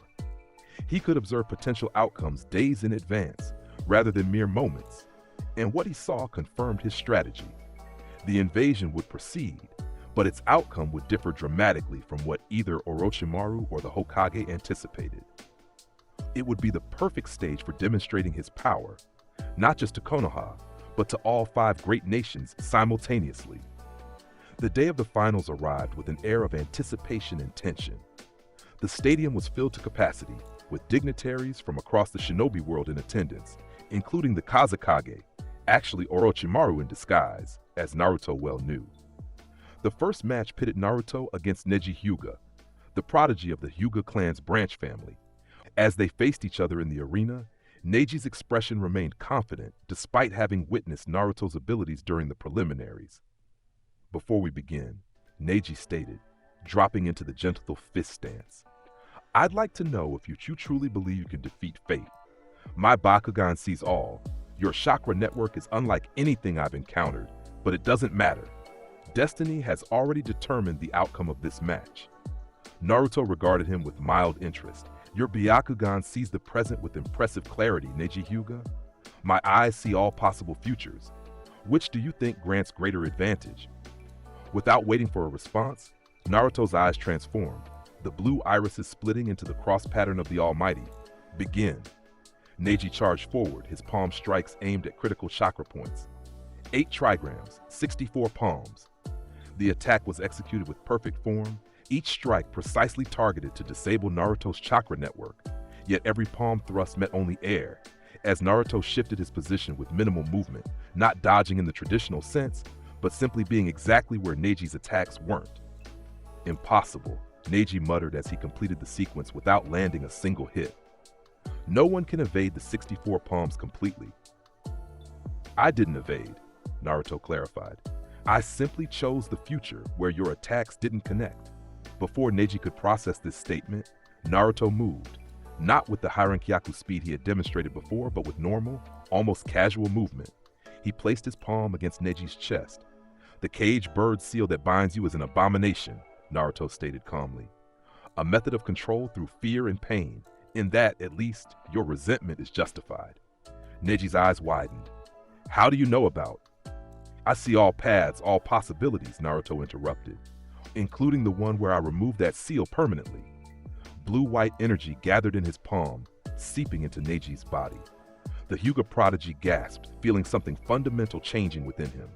On his forehead, beneath his headband, the curse mark that had defined his existence began to glow, then slowly fade. "What are you doing?" Neji demanded, a hint of fear creeping into his voice. "Rewriting what was written," Naruto replied. "The seal is composed of spiritual energy given form through symbolic representation. My reishi manipulation simply disagrees with its structure." When he removed his hand, Neji immediately reached up, tearing off his headband. The entire stadium fell silent as they saw his unmarked forehead, the curse seal completely erased. "How?" Neji whispered, trembling slightly. "This is impossible. The seal can only be removed upon death." "Death is merely another boundary to be transcended," Naruto stated. "Like fate, like destiny, all can be rewritten by those with sufficient authority." He turned to the proctor. "This match is concluded. Neji Hyuga will forfeit now." And to everyone's shock, Neji did exactly that, kneeling before Naruto in a gesture that looked disturbingly like fealty. I concede the match." As Naruto was declared the winner, murmurs swept through the stadium. The Hyuga clan members present looked particularly disturbed, with the clan head Hiyashi staring in open shock at his nephew's unmarked forehead. The Hokage and the disguised Kazekage exchanged glances, both clearly troubled by what they had witnessed. For Orochimaru, the display represented a power he coveted but didn't understand. For Hiruzen, it confirmed his growing fears about what Naruto was becoming. The subsequent matches proceeded, though they felt almost anticlimactic after Naruto's demonstration. Sasuke defeated his opponent with impressive but conventional techniques. Gaara brutally crushed another competitor, his bloodlust barely contained. When the semifinal matchups were announced, pitting Naruto against Gaara, a palpable tension filled the arena. Two Jinchuriki, though Naruto was clearly something far beyond that simple designation, would face each other in what promised to be a devastating confrontation. As they stood in the arena, Gaara's sand swirled around him agitatedly. "Mother wants your blood more than any other," he stated, his voice tight with barely controlled mania. "She says you're different, dangerous." "Your mother is correct on both counts," Naruto replied calmly. "Though this match will not proceed as you imagine, Gaara of the Desert." Before the proctor could officially begin the match, feathers began to fall throughout the stadium, a mass genjutsu designed to put the civilians to sleep, signaling the start of the invasion. Explosions erupted around the village perimeter as sand and sound forces began their attack. In the Kage box, the false Kazekage revealed himself as Orochimaru, taking the Hokage hostage and establishing a barrier to prevent interference. Chaos erupted in the stadium as Jonin moved to counter the attackers. Sasuke pursued Gaara, who fled with his siblings under orders to transform into the fully realized Shukaku away from the village center. Amidst the confusion, Naruto remained perfectly still in the center of the arena, his expression one of calm satisfaction. Everything was proceeding according to his vision. And now, he murmured, the demonstration begins in earnest. He raised his hand toward the sky, gathering spiritual energy on a scale not yet witnessed in this world. Hear me, shinobi of all nations. Witness the power that stands before you. I am Naruto Uzumaki, vessel of Yhwach, Emperor of the Quincy, and this day marks the beginning of a new order. Blue-white energy erupted from his body, forming a massive pillar that shot into the clouds above. The light was visible for miles in all directions, immediately drawing the attention of friend and foe alike. Sanct Altar, Naruto intoned, and the energy expanded outward, forming an enormous cross that hung in the sky above Konoha like a second sun. From this central point, thousands of smaller crosses of light began to rain down across the battlefield, each one targeting a sound or sand invader with perfect precision. Where they struck, the enemy shinobi found themselves paralyzed, their chakra and life force being steadily drained away. This is judgment, Naruto's voice carried across the village, enhanced by his spiritual pressure. Those who bring chaos shall know order. Those who bring destruction shall be unmade. In the Kage box, Orochimaru paused in his battle with the third Hokage, staring in shock at the display of power. What is this technique? He demanded. It's affecting only the invaders. How is that possible? Hiruzen, equally amazed but for different reasons, had no answer. Throughout the village, the pattern repeated, invading forces immobilized and drained by crosses of light, while Konoha defenders remained untouched. The precision targeting was beyond any known jutsu, as was the scale of effect. Naruto then turned his attention to the three-tailed beasts that threatened the village. Shukaku, which Gaara was in the process of releasing at the village edge, and the two tails and three tails, which Orochimaru had somehow acquired and deployed as part of his invasion force. The fragments of the 10 tails, Naruto mused. Crude power, but useful nonetheless. He extended both hands, his eyes fully manifesting the Almighty. Sankt Zwinger. A massive circular barrier of reishi formed around the entire village, its perimeter marked by countless crosses of light. When the fully transformed Shukaku attempted to breach this barrier, it was repelled with devastating force, howling in pain as its spiritual energy was partially absorbed on contact. Gaara of the desert, Naruto called out, using Harinkyaku to appear directly before the massive tanuki. Your tailed beast is denied. With a gesture, he sent a concentrated beam of energy directly into the transformed Shukaku's forehead, striking the exact point where Gaara's body was merged with the sand construct. The beam didn't harm the Jinchuriki. Instead, it severed the connection between host and tailed beast, forcing Shukaku back into its seal. Gaara fell, his sand armor crumbling around him. Before he could hit the ground, Naruto caught him, placing a hand on his chest. The seal that binds Shukaku is flawed, he stated. It allows the beast to torment you, to prevent sleep, to erode your sanity. This serves no purpose. Blue-white energy flowed from his palm into Gaara's body, restructuring the seal that contained the one tail. I rewrite it now. Shukaku will remain bound but silent. You will sleep without fear. Your power remains, but under your control, not its. Gaara stared up at him with wide, confused eyes. Why? Why would you help me? You have potential, Naruto replied simply, and I reward potential with opportunity. Setting the Sanjinchuriki down, Naruto turned his attention to the other tailed beasts rampaging at the village perimeter. With the same methodical precision, he subdued them, not by destroying them, but by asserting absolute dominance over their spiritual energy. By the time he returned to the stadium, the invasion had been completely nullified. Sound and sand forces were either defeated, retreating, or kneeling in surrender. Orochimaru, severely wounded in his battle with the third Hokage and clearly unnerved by Naruto's display, had fled. In the center of the arena, Naruto addressed the assembled shinobi and dignitaries who had witnessed his power. Today marks a turning point, he declared. I have demonstrated but a fraction of what I am capable of. Remember this when you contemplate the future of the shinobi world. He turned to the Hokage, who approached him with a mixture of gratitude and deep concern. The village is saved, Naruto stated. The invasion repelled with minimal casualties to Konoha forces. By any objective measure, my actions have been beneficial. Yes, Hiruzen acknowledged carefully, and for that, the village owes you its gratitude. But Naruto, the power you've displayed today will change everything. The balance between nations, the very understanding of what's possible. Change is inevitable, Naruto replied. Progress, mandatory. The old order was built on tenuous alliances and fragile peacetime arrangements that crumbled at the first opportunity for advantage. I offer something more stable. And what is that? The Hokage asked, though he suspected he already knew the answer. Naruto's eyes, still bearing the cross pattern of the Almighty, seemed to look through Hiruzen rather than at him. Absolute authority, unquestionable order, a world where power is concentrated in the hands of those worthy to wield it, rather than dispersed among warring factions.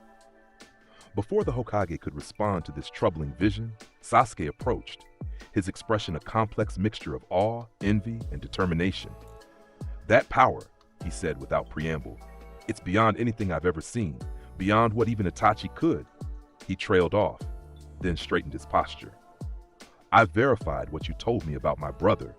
The mission records were well hidden, but they exist. The Uchiha coup, the council's orders, all of it. Naruto nodded slightly. Truth is often more complex than the stories we tell ourselves. I still need power, Sasuke continued, but not for blind vengeance anymore, for justice, for truth, for rebuilding. He hesitated, then did something that shocked everyone present. He knelt before Naruto. You asked once if I would kneel and pledge loyalty in exchange for power. I refused out of pride. I reconsider that position now. Naruto studied him for a long moment, seeing all possible futures branching from this decision. In most, Sasuke became a valuable asset, the first of a new generation of Stern Ritter, empowered by Quincy abilities adapted to his Uchiha heritage. Rise, Sasuke Uchiha, Naruto commanded. Your pledge is accepted. In time, you will receive power beyond what you could gain through any other means. But know this, once given, my gift binds you to my will. There is no breaking such an oath without grave consequences. Sasuke nodded, his resolve evident. I understand. As word of the invasion's unprecedented defeat spread throughout the shinobi world, representatives from various villages approached Konoha with caution. The Sand Village, its leadership in disarray after the Kazekage's death and impersonation, sued for peace immediately. Other nations watched warily, uncertain how to respond to the emergence of a power that seemed to transcend the established order. Within Konoha itself, opinions about Naruto were sharply divided. Many hailed him as a savior, the defender who had single-handedly repelled an invasion that might have destroyed the village. Others, particularly among the leadership, viewed him with growing concern. His power was undeniable, but his allegiance seemed to be to himself alone, his vision of the future, at odds with the established shinobi system. For Naruto, these reactions were expected and irrelevant. The demonstration had served its purpose, establishing his dominance not through conquest, but through a controlled display of overwhelming power. The pieces were now in motion for the next phase of his plan. As he stood atop the Hokage monument that evening, overlooking the village he had saved for his own purposes, Naruto's eyes reflected the future he alone could see. A world unified under his authority, prepared for the greater threats that lurked beyond the stars. The Otsutsuki would come, as Jugram had warned, but they would find not a fractured world ripe for harvest, but an empire ready for war. The board is set, he murmured, his voice carried away by the wind. Now the game truly begins. The months following the failed invasion saw dramatic changes across the shinobi world. Konoha, while physically spared the worst of the destruction, underwent a political transformation unlike any in its history. The third Hokage, recognizing both the threat and opportunity Naruto represented, made the unprecedented decision to create a new position within the village hierarchy, special advisor to the Hokage. This arrangement benefits us both, Hiruzen explained during a private meeting in his office. You gain official authority to pursue your objectives while remaining within Konoha's power structure. The village gains your protection and insights. Naruto, seated across from the aged leader, nodded slightly. A logical compromise, though we both recognize it for what it truly is, an acknowledgement that traditional leadership structures must adapt to new realities. The Hokage didn't deny this assessment. The other nations are watching us closely.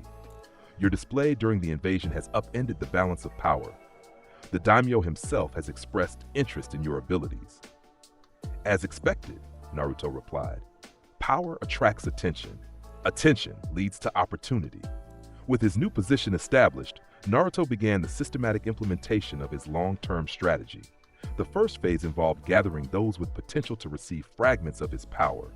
The beginning of a new Stern Ritter, adapted to this world's unique spiritual landscape. Sasuke Uchiha became the first designated Stern Ritter A, the antithesis. Through a modified Oswelin ritual, Naruto granted him the ability to reverse events that had occurred between himself and another target, effectively nullifying injuries, reflecting damage back to attackers, or even reversing the effects of powerful jutsu.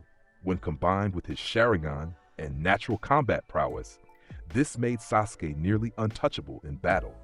More importantly, it bound him irrevocably to Naruto's will through the spiritual connection inherent in the power sharing.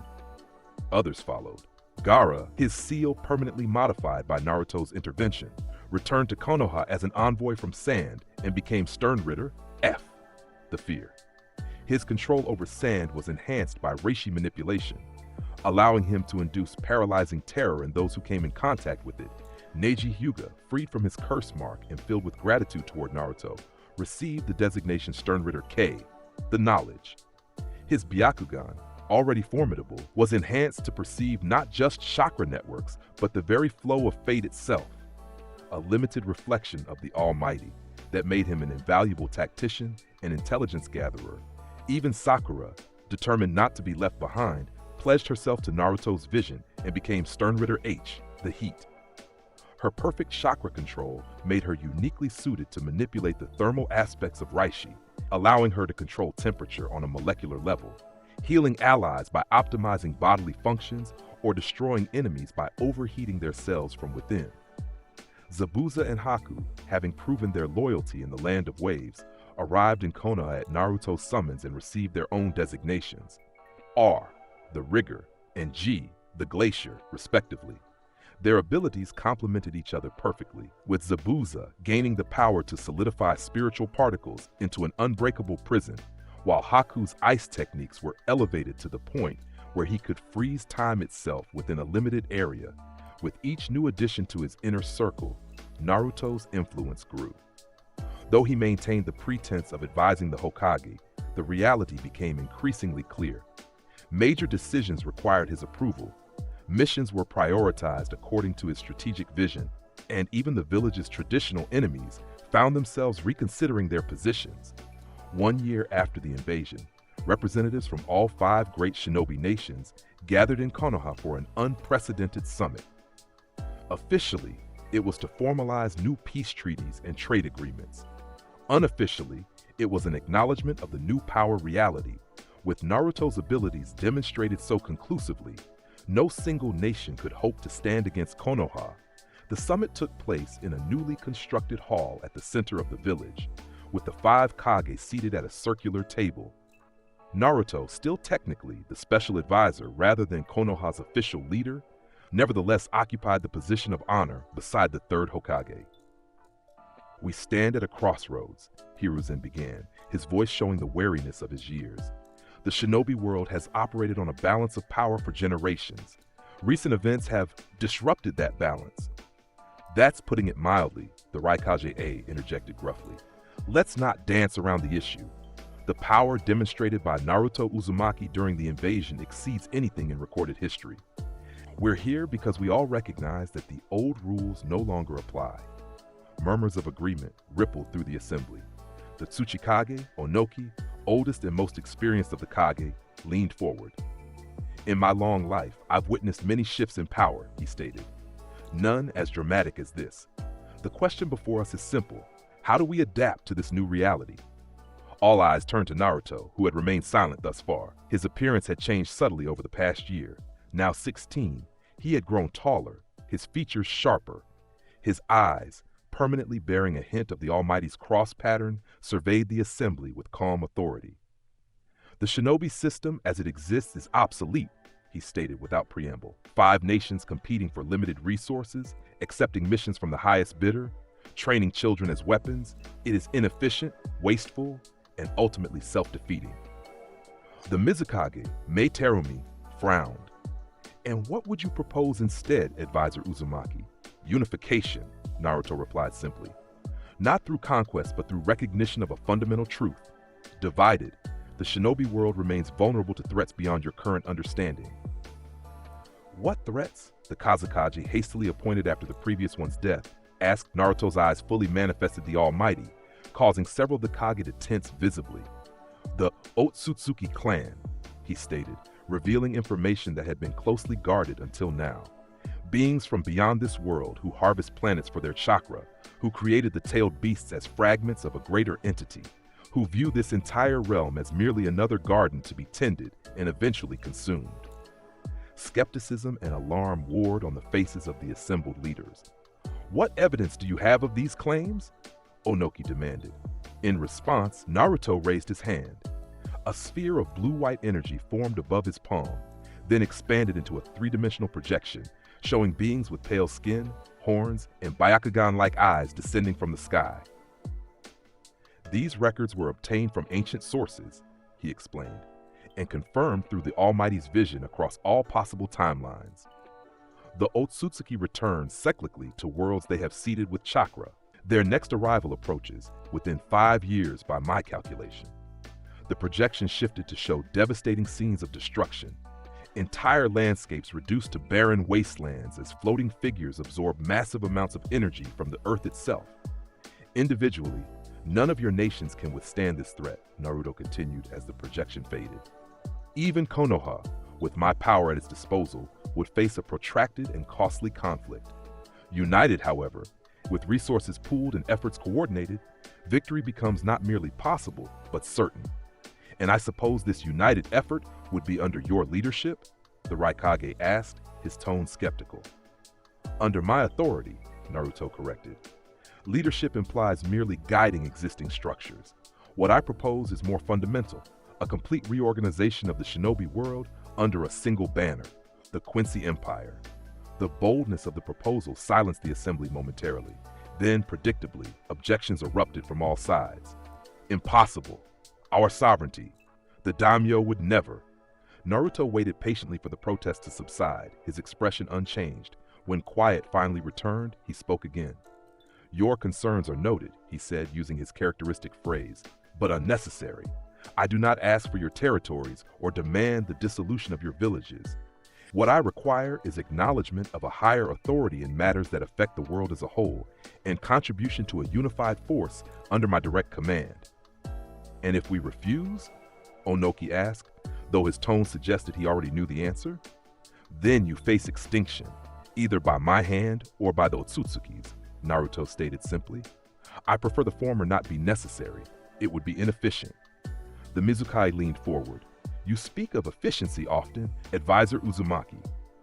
Yet what you propose would require enormous restructuring, disrupting systems that have functioned for generations. Functioning is not thriving, Naruto countered. Your villages exist in a perpetual state of armed standoff, punctuated by outright warfare every few decades. Resources that could advance your societies are channeled into military development. Children with potential are shaped into weapons rather than leaders or innovators. This is not efficiency. It is systematic waste. Despite their reservations, the logic of his argument was difficult to refute. Centuries of conflict had indeed left the shinobi world in a cycle of violence that benefited no one in the long term. What exactly would this Quincy Empire look like in practice? Hiruzen asked, speaking for the first time since his introduction. Naruto gestured, and another projection appeared, this one showing organizational charts and territorial maps. Each village maintains internal autonomy for day-to-day operations.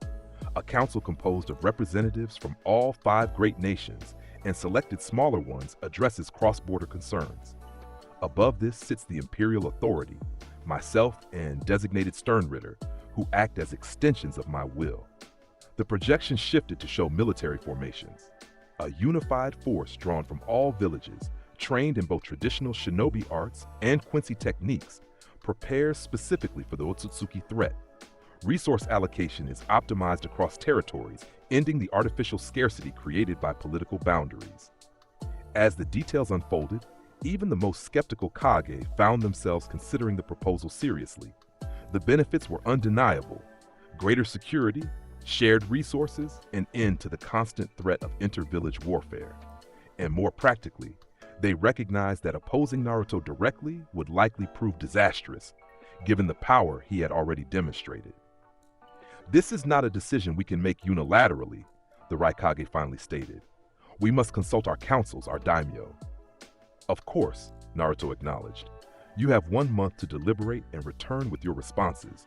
During this time, I invite you to send your most trusted advisors to observe the changes already implemented in Konoha, to see firsthand the benefits of my approach." With that, the summit adjourned, the Kage departing with much to consider. As they left, Hiruzen remained seated beside Naruto, his expression troubled. "You've planned this from the beginning, haven't you?" he asked quietly. "Since your awakening in this form." "Not the specifics," Naruto replied honestly. "The Otsutsuki threat was unknown to me until relatively recently, but the fundamental goal? Yes. Order through strength, unity through necessity. It is the natural progression of all civilizations." The aged Hokage sighed deeply. "And what becomes of the will of fire in this new order of yours? The ideals that have guided Konoha since its founding? Ideals persist when they serve function," Naruto stated. "The will of fire speaks of protecting future generations, of sacrifice for the greater good. These concepts align with efficient governance. They will be preserved and expanded." Though not entirely reassured, Hiruzen nodded slowly. In truth, he had come to accept the inevitable. Naruto's vision would proceed with or without his blessing. Better to guide it where possible than to resist futilely. As expected, the response from the 5 nations varied initially. Suna, already effectively under Konoha's influence through Gaara's connection to Naruto, was the first to accept the proposal. Kiri followed, Mei Terumi recognizing the opportunity to stabilize her nation after years of bloody civil war. Iwa and Kumo proved more resistant, their long-standing independence and pride making submission to any higher authority difficult to accept. It was only after Naruto arranged a private demonstration for each Kage, showing them glimpses of the Almighty's vision of the Otsutsuki threat and the devastation that would follow resistance, that they reluctantly agreed to the new arrangement. With the major villages aligned, the smaller nations quickly fell into line. Within 6 months of the summit, the formal treaties were signed, establishing the Quincy Empire with Naruto as its undisputed ruler. The transition was not without resistance. Certain factions within each village opposed the change: traditionalists, those with power to lose, or simply those who distrusted any form of centralized authority. These pockets of resistance were dealt with methodically, sometimes through diplomatic persuasion, sometimes through targeted displays of force by the growing ranks of Sternritter. Among the most troublesome were the Akatsuki, a group of S-rank missing nin who had been quietly pursuing the tailed beasts for their own purposes. Their leader, a man calling himself Pain, who possessed the legendary Rinnegan, believed himself to be a god destined to bring peace through shared suffering. When diplomatic overtures failed, Naruto personally led a strike force of Sternritter to the hidden rain village where the Akatsuki were based. The battle that followed would later be recorded in the new empire's histories as the Judgment of Rain, a devastating demonstration of power that left the village intact, but the Akatsuki utterly defeated. Pain, or Nagato as his true identity was revealed, found his Rinnegan techniques systematically countered by the Almighty's perfect knowledge of all possible attacks. His 6 paths were disabled one by one, their chakra receivers disrupted by precisely targeted Hylic file. When finally confronted directly, Nagato was surprised not by defeat, but by the offer that followed. "Your goals and mine align more than you realize," Naruto told the emaciated man who controlled the 6 paths. "You seek peace through understanding. I seek order through unity. Both require the breaking of cycles that have perpetuated conflict for generations. And the suffering of the world? Nagato asked weakly. How does your empire address that? Suffering is inevitable, Naruto replied candidly. But its sources can be controlled, its extremes mitigated. Under unified governance, resources flow where needed. Conflicts are resolved before they escalate. The strong protect rather than exploit the weak, not from compassion, but from calculated self-interest in a stable system. Despite his initial resistance, Nagato eventually saw the logic in Naruto's vision. The Rinnegan bearer and his closest companion, Konan, were integrated into the new order, not as Sternritter, as their spiritual composition made them incompatible with Quincy powers, but as regional governors of the Rain territory, implementing Naruto's policies while maintaining local customs and stability.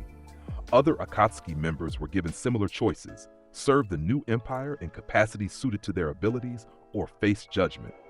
Most chose the former, recognizing the shifting balance of power. Those who refused met ends befitting their defiance. With internal resistance largely neutralized, Naruto turned his attention to the greater threat on the horizon.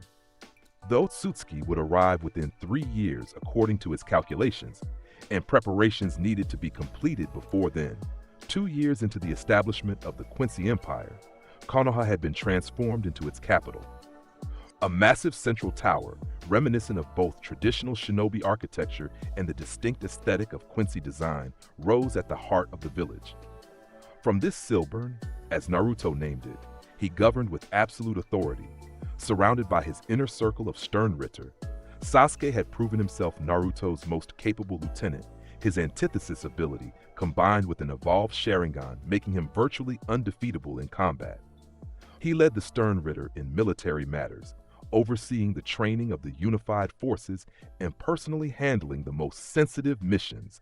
Gaara controlled the Western territories, his fear ability ensuring compliance, while his natural leadership skills, developed after Shukaku's influence was properly contained, brought genuine prosperity to regions long plagued by drought and resource scarcity. Sakura had surprised many by becoming the Empire's foremost medical authority, her heat ability revolutionizing healing techniques and extending lifespans across all territories. Under her direction, hospitals equipped with both traditional medical ninjutsu and Quincy healing methods were established in every major settlement. Neiji's knowledge division provided intelligence and foresight that prevented countless potential conflicts before they could develop. His enhanced Byakugan, coupled with a network of operatives throughout the Empire, ensured that very little escaped Naruto's attention. On this particular day, all of them gathered in the central chamber of Silburn to receive a report from Jugram Hashwalth, who had finally emerged from the ancient temple to take his rightful place as Naruto's balance and second-in-command. The vessel he inhabited, once Kaguya Otsutsuki, had been modified over the years, reshaped to better reflect Jugram's true nature while retaining the unique abilities of the Otsutsuki bloodline.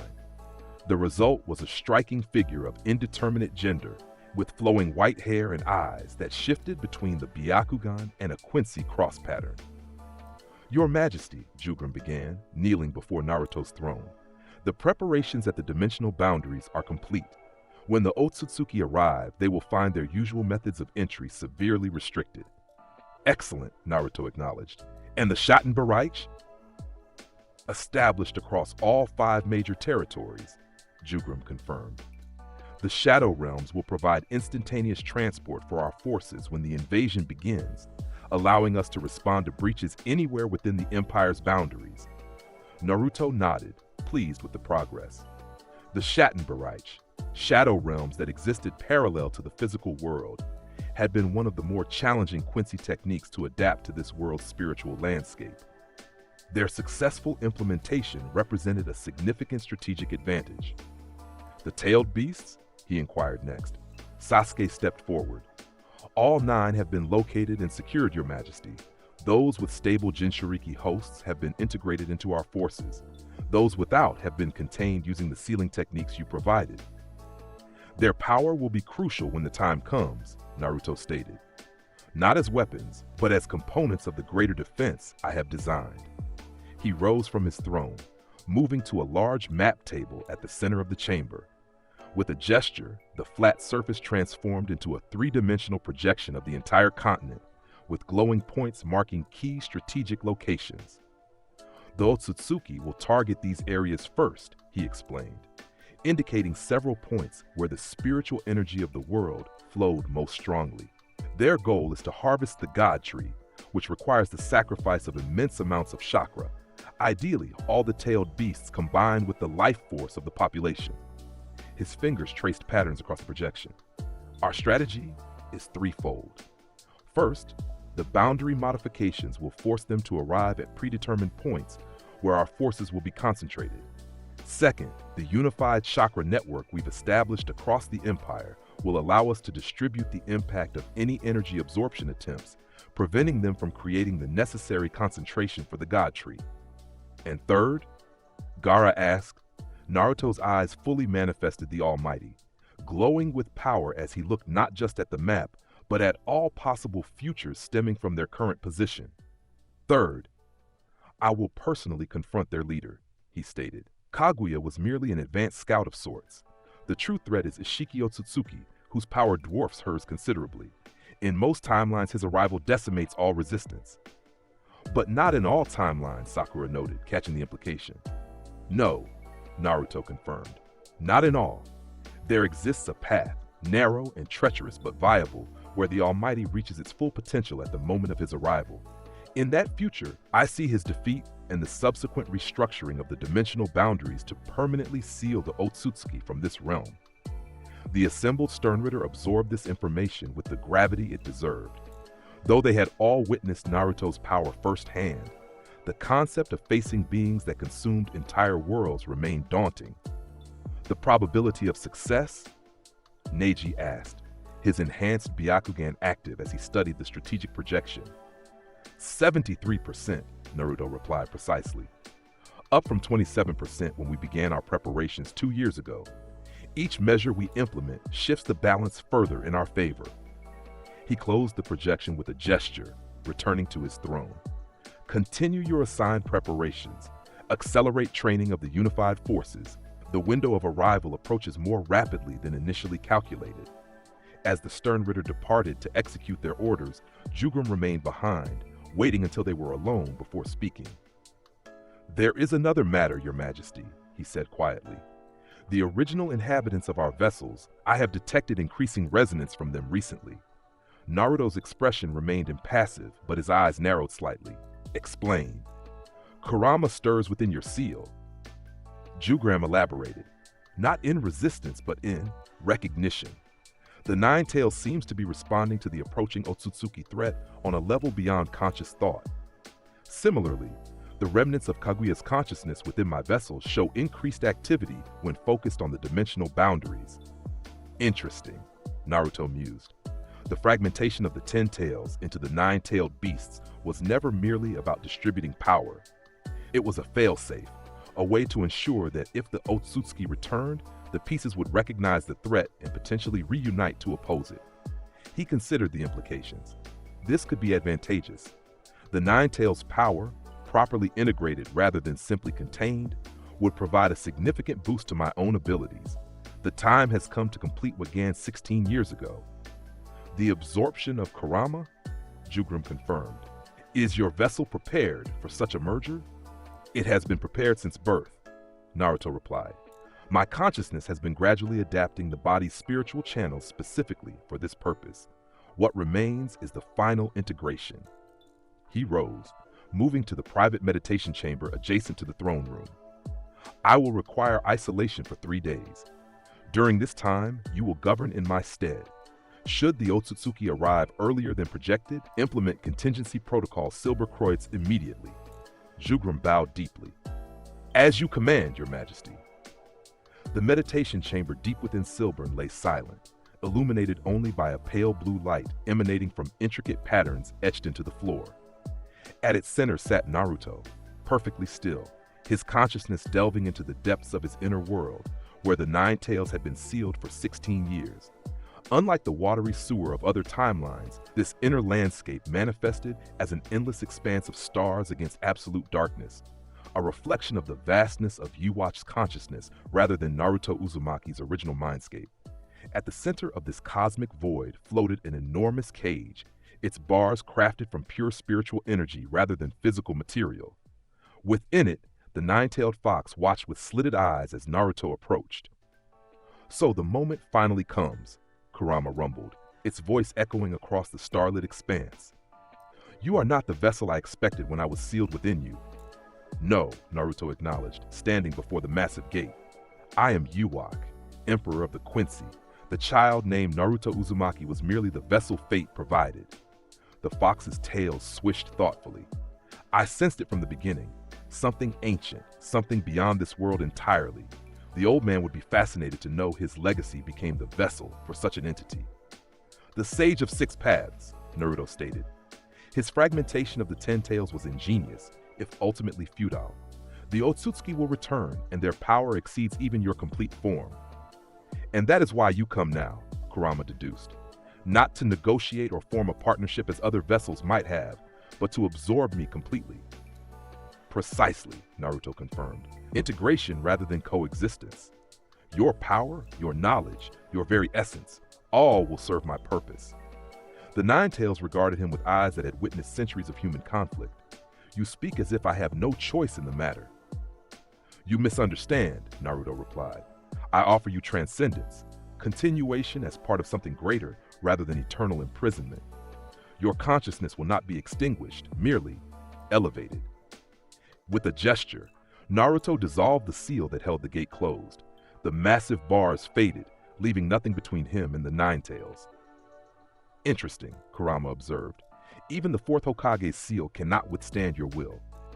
"The seal served its purpose, containing you until I was ready to integrate your power properly," Naruto explained. "Now the time has come." He extended his hand, and blue-white energy began to gather around him, forming the familiar pattern of a Quincy cross. Vollständig, Göttlicher Zorn. Light erupted throughout the mindscape as Naruto's spiritual form transformed. Great wings of pure rishi manifested behind him, each feather a concentrated fragment of spiritual power. A halo of interlocking crosses formed above his head, and his eyes burned with the full manifestation of the Almighty. "What manner of technique is this?" Kurama demanded, instinctively backing away despite its massive size advantage. "The complete form of Quincy power," Naruto replied, his voice resonating with authority. "Perfect dominion over all spiritual particles. And now, Kurama, you will become part of my empire, not as a subject, but as a foundation stone." He raised both hands, and chains of light shot forth, wrapping around the Nine-Tails' massive form. Unlike the adamantine chains used by Uzumaki sealers, these bindings didn't merely restrain, they began to deconstruct, breaking Kurama's chakra into its fundamental spiritual components.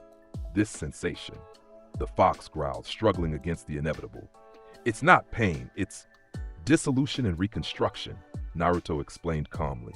"Your power will not be contained or borrowed. It will be fully integrated with my own."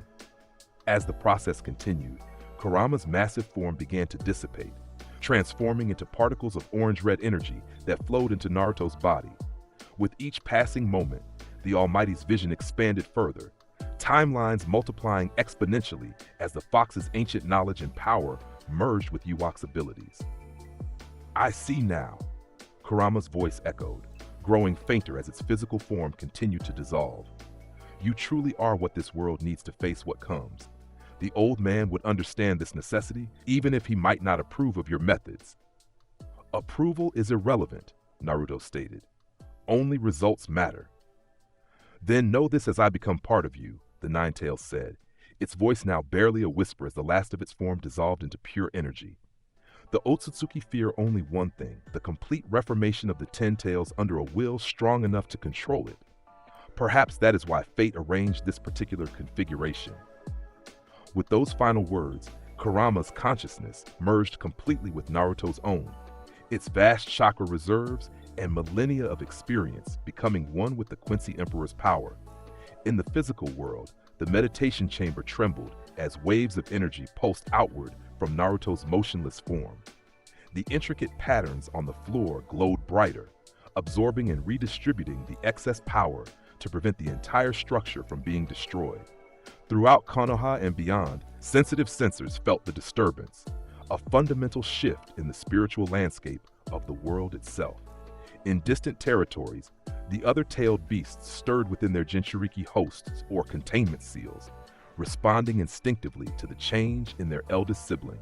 3 days later, as promised, the chamber doors opened. Jugram Hashwal, who had maintained his vigilant watch despite the concerning energy fluctuations, knelt immediately as Naruto emerged. The transformation was subtle but unmistakable. Physically, Naruto appeared much the same, still the form of a 16-year-old with sharp features and calculating eyes.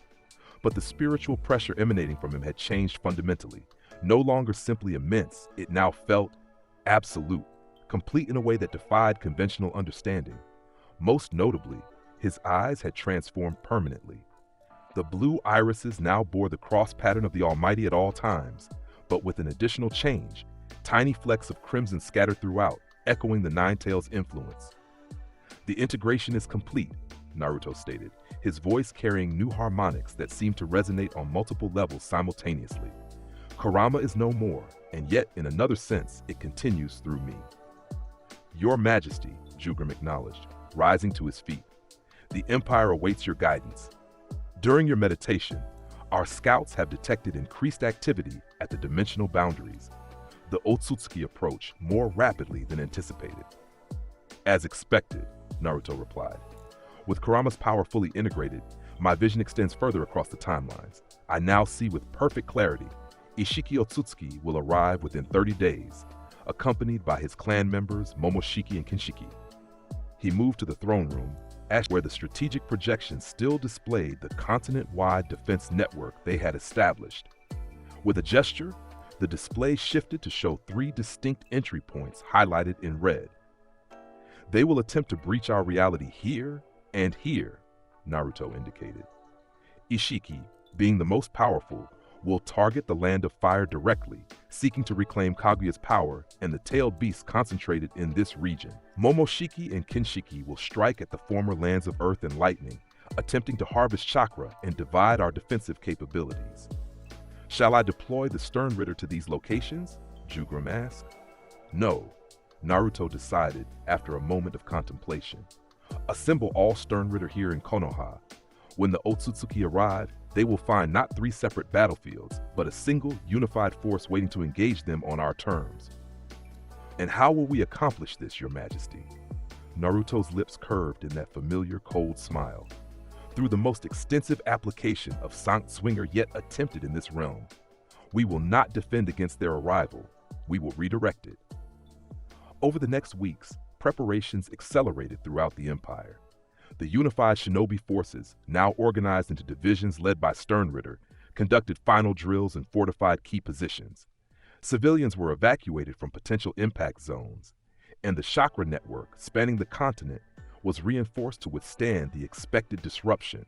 Sasuke Uchiha, as Stern Ritter A, personally oversaw the training of elite strike teams designed to engage the Otsutsuki directly. His antithesis ability, combined with the evolved Sharingan that now displayed a unique pattern melding Mangekyo and Quincy cross designs, made him the ideal commander for these specialized units. "Your integration with the Nine Tails has changed the timeline," he observed during a private strategy session with Naruto. "In your previous projections, we had months before the Otsutsuki arrival. Now it's mere weeks." "Not changed," Naruto corrected. "Clarified. With Kurama's power and knowledge fully accessible, I see with greater precision. The timeline was always this condensed. We simply lacked the perspective to recognize it." Sasuke nodded, having learned to trust Naruto's assessments implicitly. "The strike teams are prepared to engage, but honestly, after witnessing your current power level, are we even necessary?" The question wasn't asked from insecurity, but from tactical pragmatism, a quality Naruto had cultivated in his lieutenant. "The Otsutsuki do not fight as individuals," Naruto explained. "They are connected through their clan's hive consciousness, each member serving as an extension of their collective will. To counter this advantage, we must present a similar unified front. The Stern Ritter, bound to my will through shared power, mirror this structure perfectly." He gestured to the strategic display.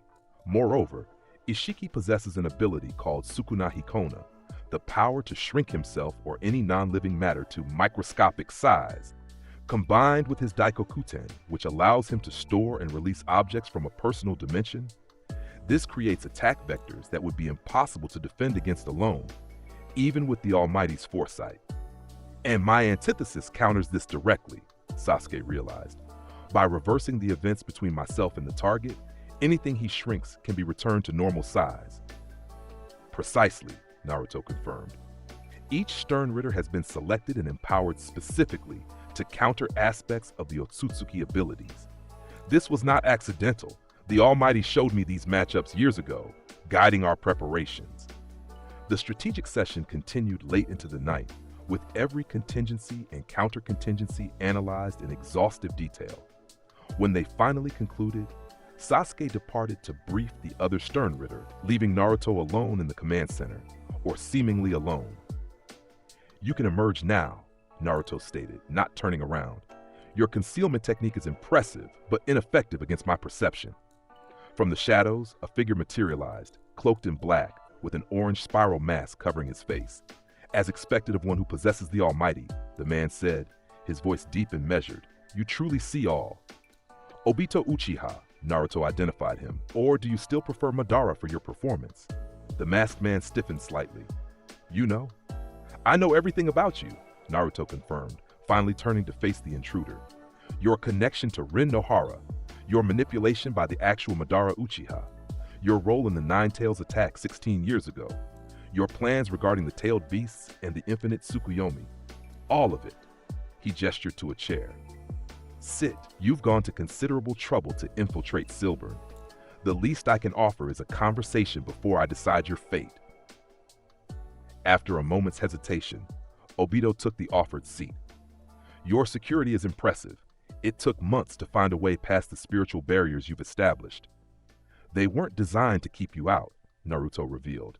"They were calibrated to allow your entry at precisely this moment, when your curiosity would finally overcome your caution." Behind the mask, Obito's single visible eye widened. "You wanted me to infiltrate your stronghold?" "I wanted to offer you a choice," Naruto corrected. "One that I could only present once you had witnessed enough of my new order to make an informed decision." He leaned forward slightly. "You seek to implement the infinite Tsukuyomi, a world of dreams where everyone experiences their perfect reality. Your motivation, stripped of all pretense, is to create a world where Rin lives, where your team remains intact, where the cycles of hatred that claimed her life never existed." "And you would stop me," Obito stated, not a question but an assumption. "On the contrary," Naruto replied, "I would offer you something better, not an illusion of your perfect world, but the actual reconstruction of reality according to superior principles." With a gesture, he created a projection between them, showing the current state of the Quincy Empire. Villages once at war now cooperated under unified leadership. Resources flowed efficiently to areas of need. Children trained not as weapons first and people second, but as valuable assets to a stable society. "The world you seek to escape through Genjutsu, I am actively creating in reality," Naruto continued. "The cycles of hatred broken not through illusion, but through structure and authority. Order imposed not by dreams, but by power and will." The projection shifted, showing future developments, expanded territories, advanced infrastructure, societies prospering under the new system. "And the Otsutsuki?" Obito asked. "I know of their approach. Black Zetsu has been preparing for their arrival for centuries." "Black Zetsu is Kaguya's will-given form," Naruto stated. "A parasite serving interests directly counter to this world's survival. I eliminated it 3 months ago, when my awakened abilities finally detected its spiritual signature hiding within white Zetsu clones." This news visibly startled Obito, his body language betraying his shock even behind the mask. "Impossible. Black Zetsu is essential to..." "Your plans? No, to Kaguya's resurrection? Yes," Naruto interrupted. "But Kaguya herself is merely a pawn in the larger Otsutsuki hierarchy. Her resurrection would have simply provided Ishiki a convenient vessel to inhabit upon his arrival." He dismissed the projection with a wave. "Now, Obito Uchiha, the choice before you: continue your increasingly futile pursuit of an illusory perfect world, or join my actual creation of a new reality as Stern Ritter D, the death dealing. And if I refuse?"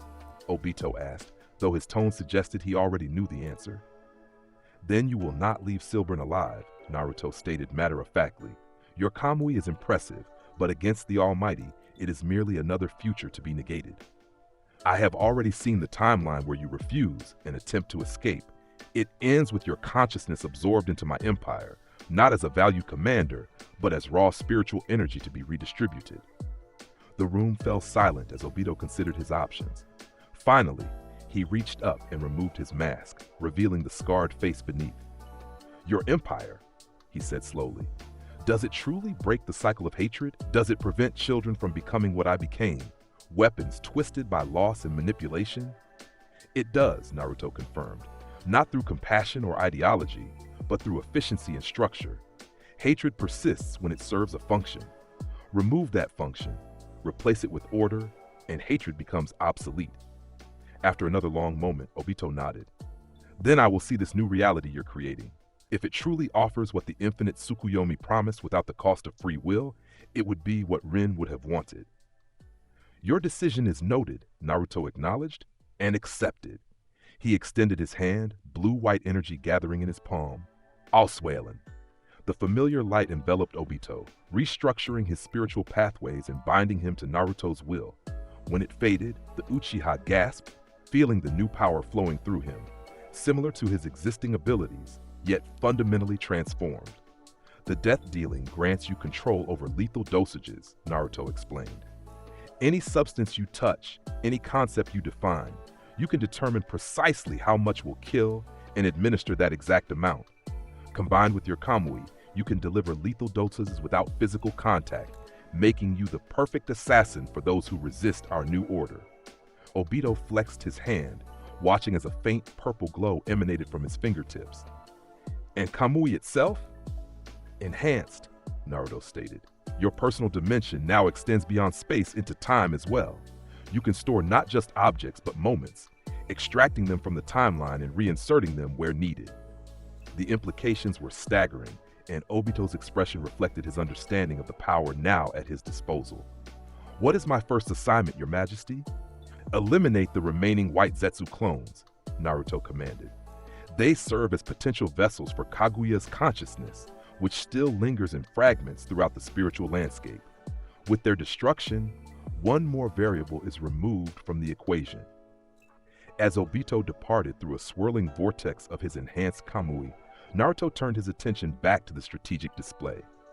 The addition of the death dealing to his arsenal of Sternritter abilities completed another piece of the complex puzzle he had been assembling since his awakening in this world.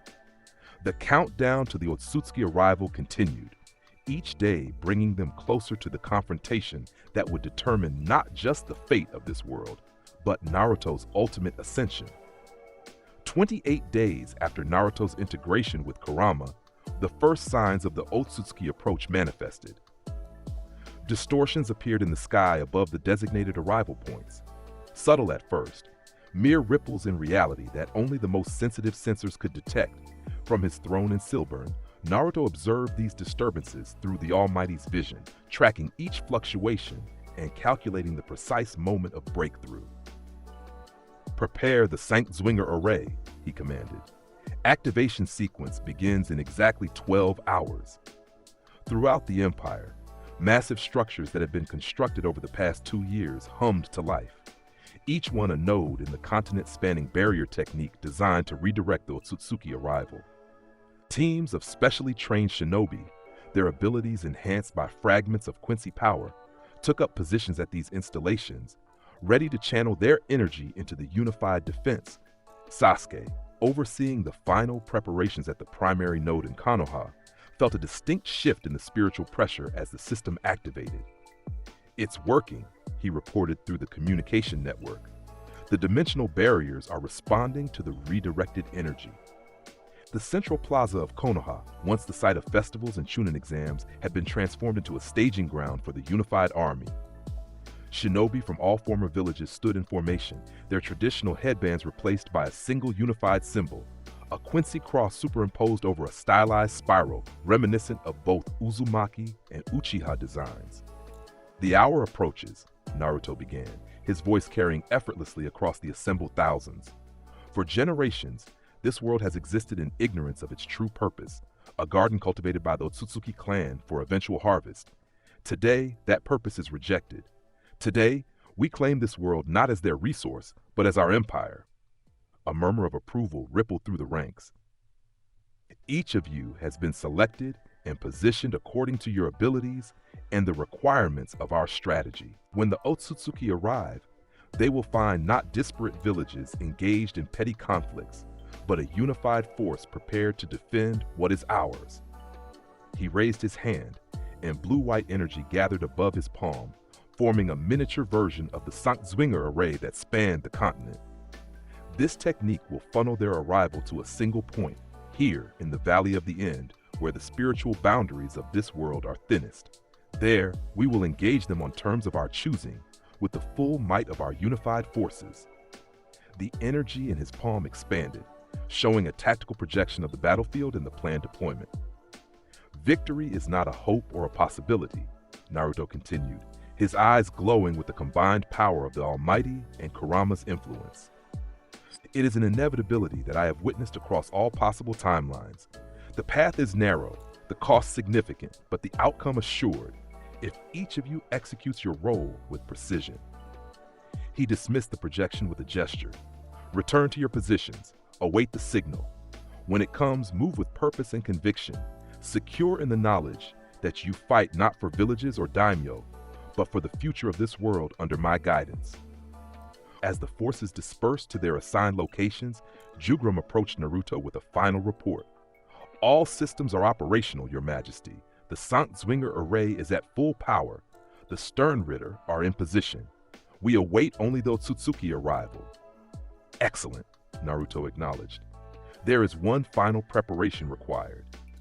He turned toward the Hokage monument, where the faces of Konoha's previous leaders had watched over the village for generations. With a gesture of his hand, blue-white energy surged upward, enveloping the monument completely. When the light faded, the stone faces had been transformed. In their place stood a single, massive relief, Naruto's face, bearing the cross-patterned eyes of the Almighty, gazing out over what was once Konoha, and was now the capital of his empire. A symbol, he explained to Jugrum, of the transition from the old era to the new, from divided villages led by limited vision to a unified empire guided by one who sees all futures. The symbolism will not be lost on our forces, Jugrum noted approvingly, or on the Otsutsuki when they arrive. Indeed, Naruto agreed. Now, take your position at the northern node. The breakthrough begins. As Jugrum departed, Naruto raised his eyes to the sky, where the dimensional distortions had intensified significantly. The ripples had become tears, through which strange energies pulsed like blood through veins. The barriers between worlds were thinning, and the Otsutsuki approach was now inevitable. With calm determination, Naruto activated the final sequence of the Sankzwinger array.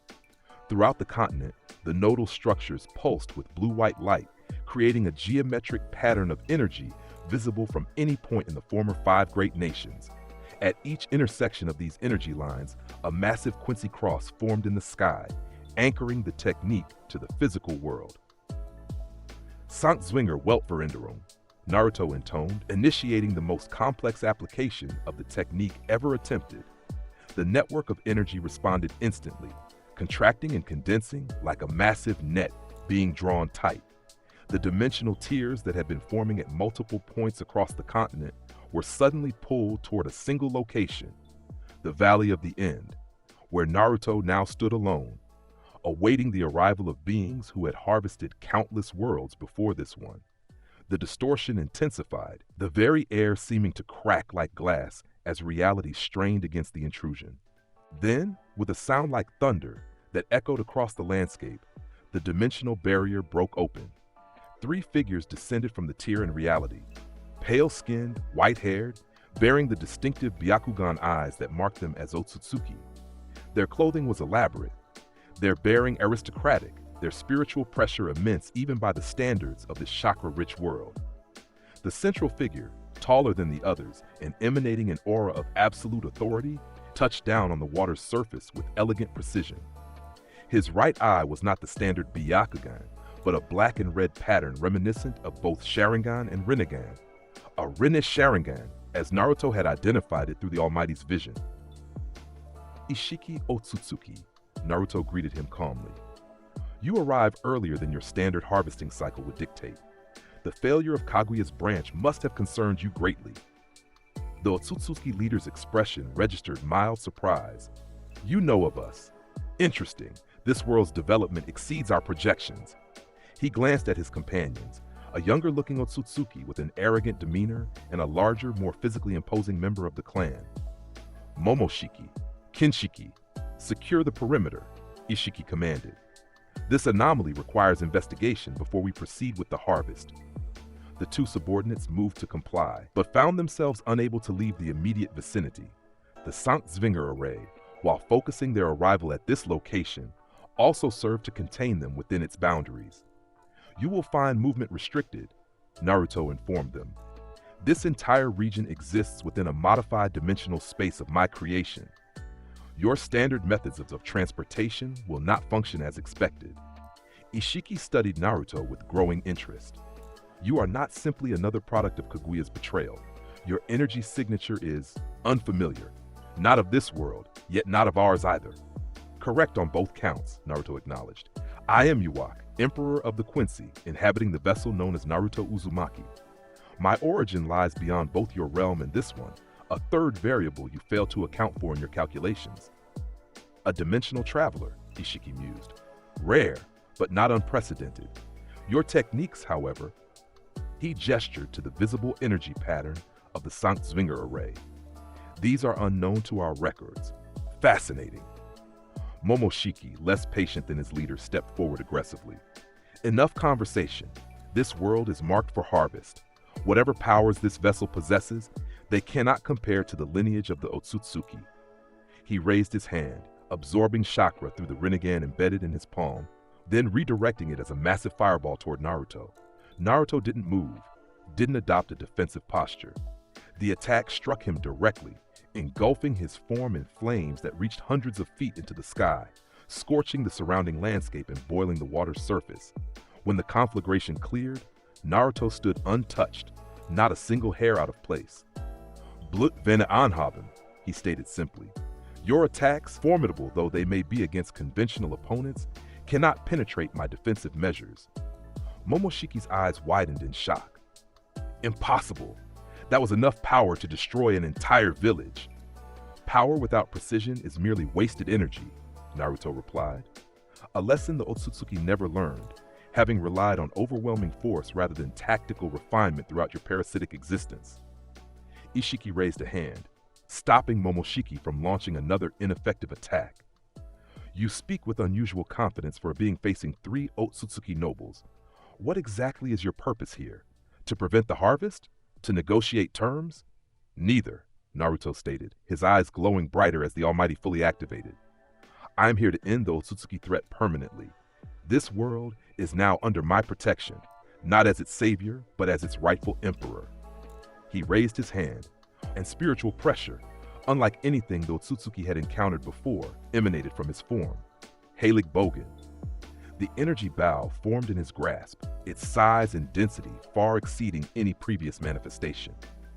The arrow he knocked glowed with combined spiritual power, Quincy Reishi intertwined with the Nine-Tailed Chakra, creating a weapon that existed simultaneously in multiple planes of reality. Your arrogance is amusing, Ishiki commented, seemingly unimpressed. Sukunahi Kona. The Otsutsuki leader activated his signature ability, intending to shrink himself to microscopic size and avoid the attack entirely. To his visible shock, nothing happened. Your ability is impressive, Naruto acknowledged, but it functions by manipulating the spatial dimensions of objects and yourself. The Almighty has already selected a future where that particular dimensional manipulation fails. Before Ishiki could respond, Naruto released the arrow. Lich Regan. The single projectile multiplied mid-flight into thousands, each one tracking a specific spiritual signature within the Otsutsuki's bodies. Kinshiki moved with surprising speed for his size, attempting to shield Ishiki from the barrage. Momoshiki created a defensive wall of absorbed chakra. Neither strategy succeeded. The arrows passed through Kinshiki's body as if it were mist and phased directly through Momoshiki's chakra barrier, striking both Otsutsuki with precision. Where they hit, the arrows didn't cause physical damage, but spiritual disruption, severing the connections between their consciousness and the dimensional energy that sustained their physical forms. Ishiki, recognizing the true nature of the attack, activated another ability. Daikoku-ten. A small black cube appeared in his palm, rapidly expanding into a dimensional gateway.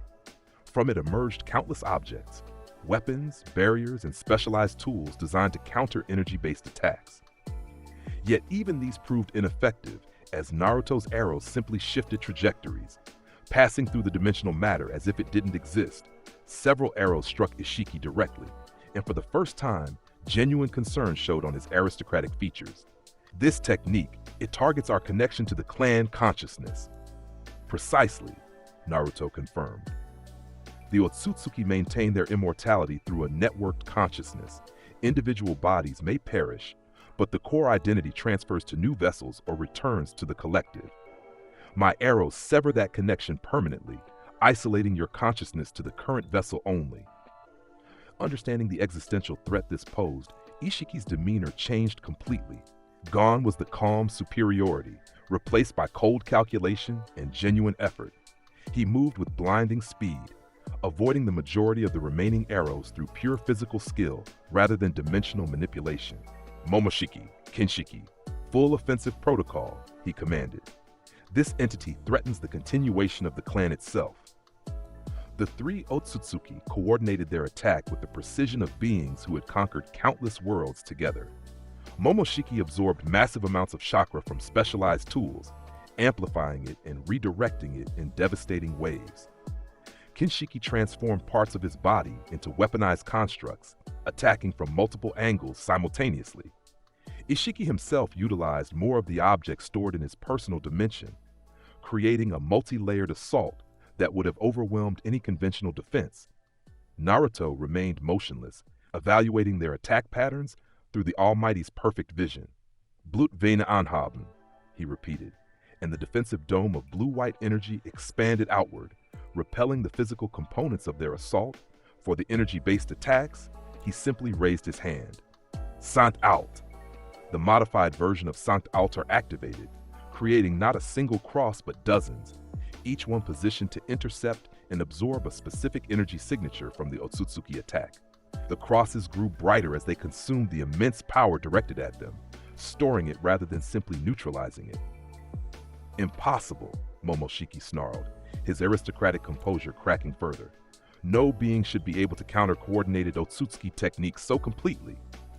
Your definition of impossible is limited by your experience, Naruto replied calmly. The Otsutsuki have harvested worlds where resistance was disorganized and limited by planetary understanding. You have never encountered a being from beyond your conceptual framework, one who sees all possible futures and selects only those favorable to his design. As the Otsutsuki prepared another wave of attacks, Naruto decided to demonstrate exactly why their struggle was futile. Vollständig, Göttlicher Zorn. The same transformation he had undergone in his inner world now manifested physically. Great wings of pure reishi erupted from his back, each feather a concentrated fragment of spiritual power. The halo of interlocking crosses formed above his head, and his eyes burned with the combined might of the Almighty and Kurama's influence. The spiritual pressure emanating from this form was so intense that the very landscape began to warp around them. The waterfall at the Valley of the End reversed its flow, water rising upward against gravity. The massive statues of the first Hokage and Madara Uchiha crumbled to dust under the strain of conflicting dimensional forces. Even the Otsutsuki, beings of immense power themselves, found it difficult to maintain their composure in the face of this manifestation. Kinshiki actually took a step backward, an unprecedented reaction for a being who had faced the defensive measures of countless civilizations without flinching. This power, Ishiki murmured, genuine respect entering his voice for the first time. It rivals the original Otsutsuki progenitors. It exceeds them, Naruto corrected. Your clan evolved to harvest worlds. Mine evolved to reshape reality itself. With a single beat of his reishi wings, Naruto crossed the distance between himself and the three Otsutsuki instantaneously. not through conventional movement, but by simply selecting a future where the distance had already been traversed. Oswellen, he intoned, placing his palm against Kinshiki's chest before the larger Otsutsuki could react.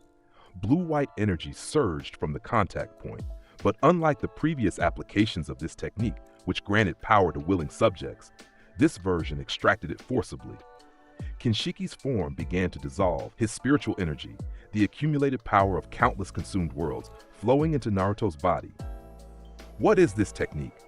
Momoshiki demanded, horrified as his companion and source of power was systematically deconstructed before his eyes.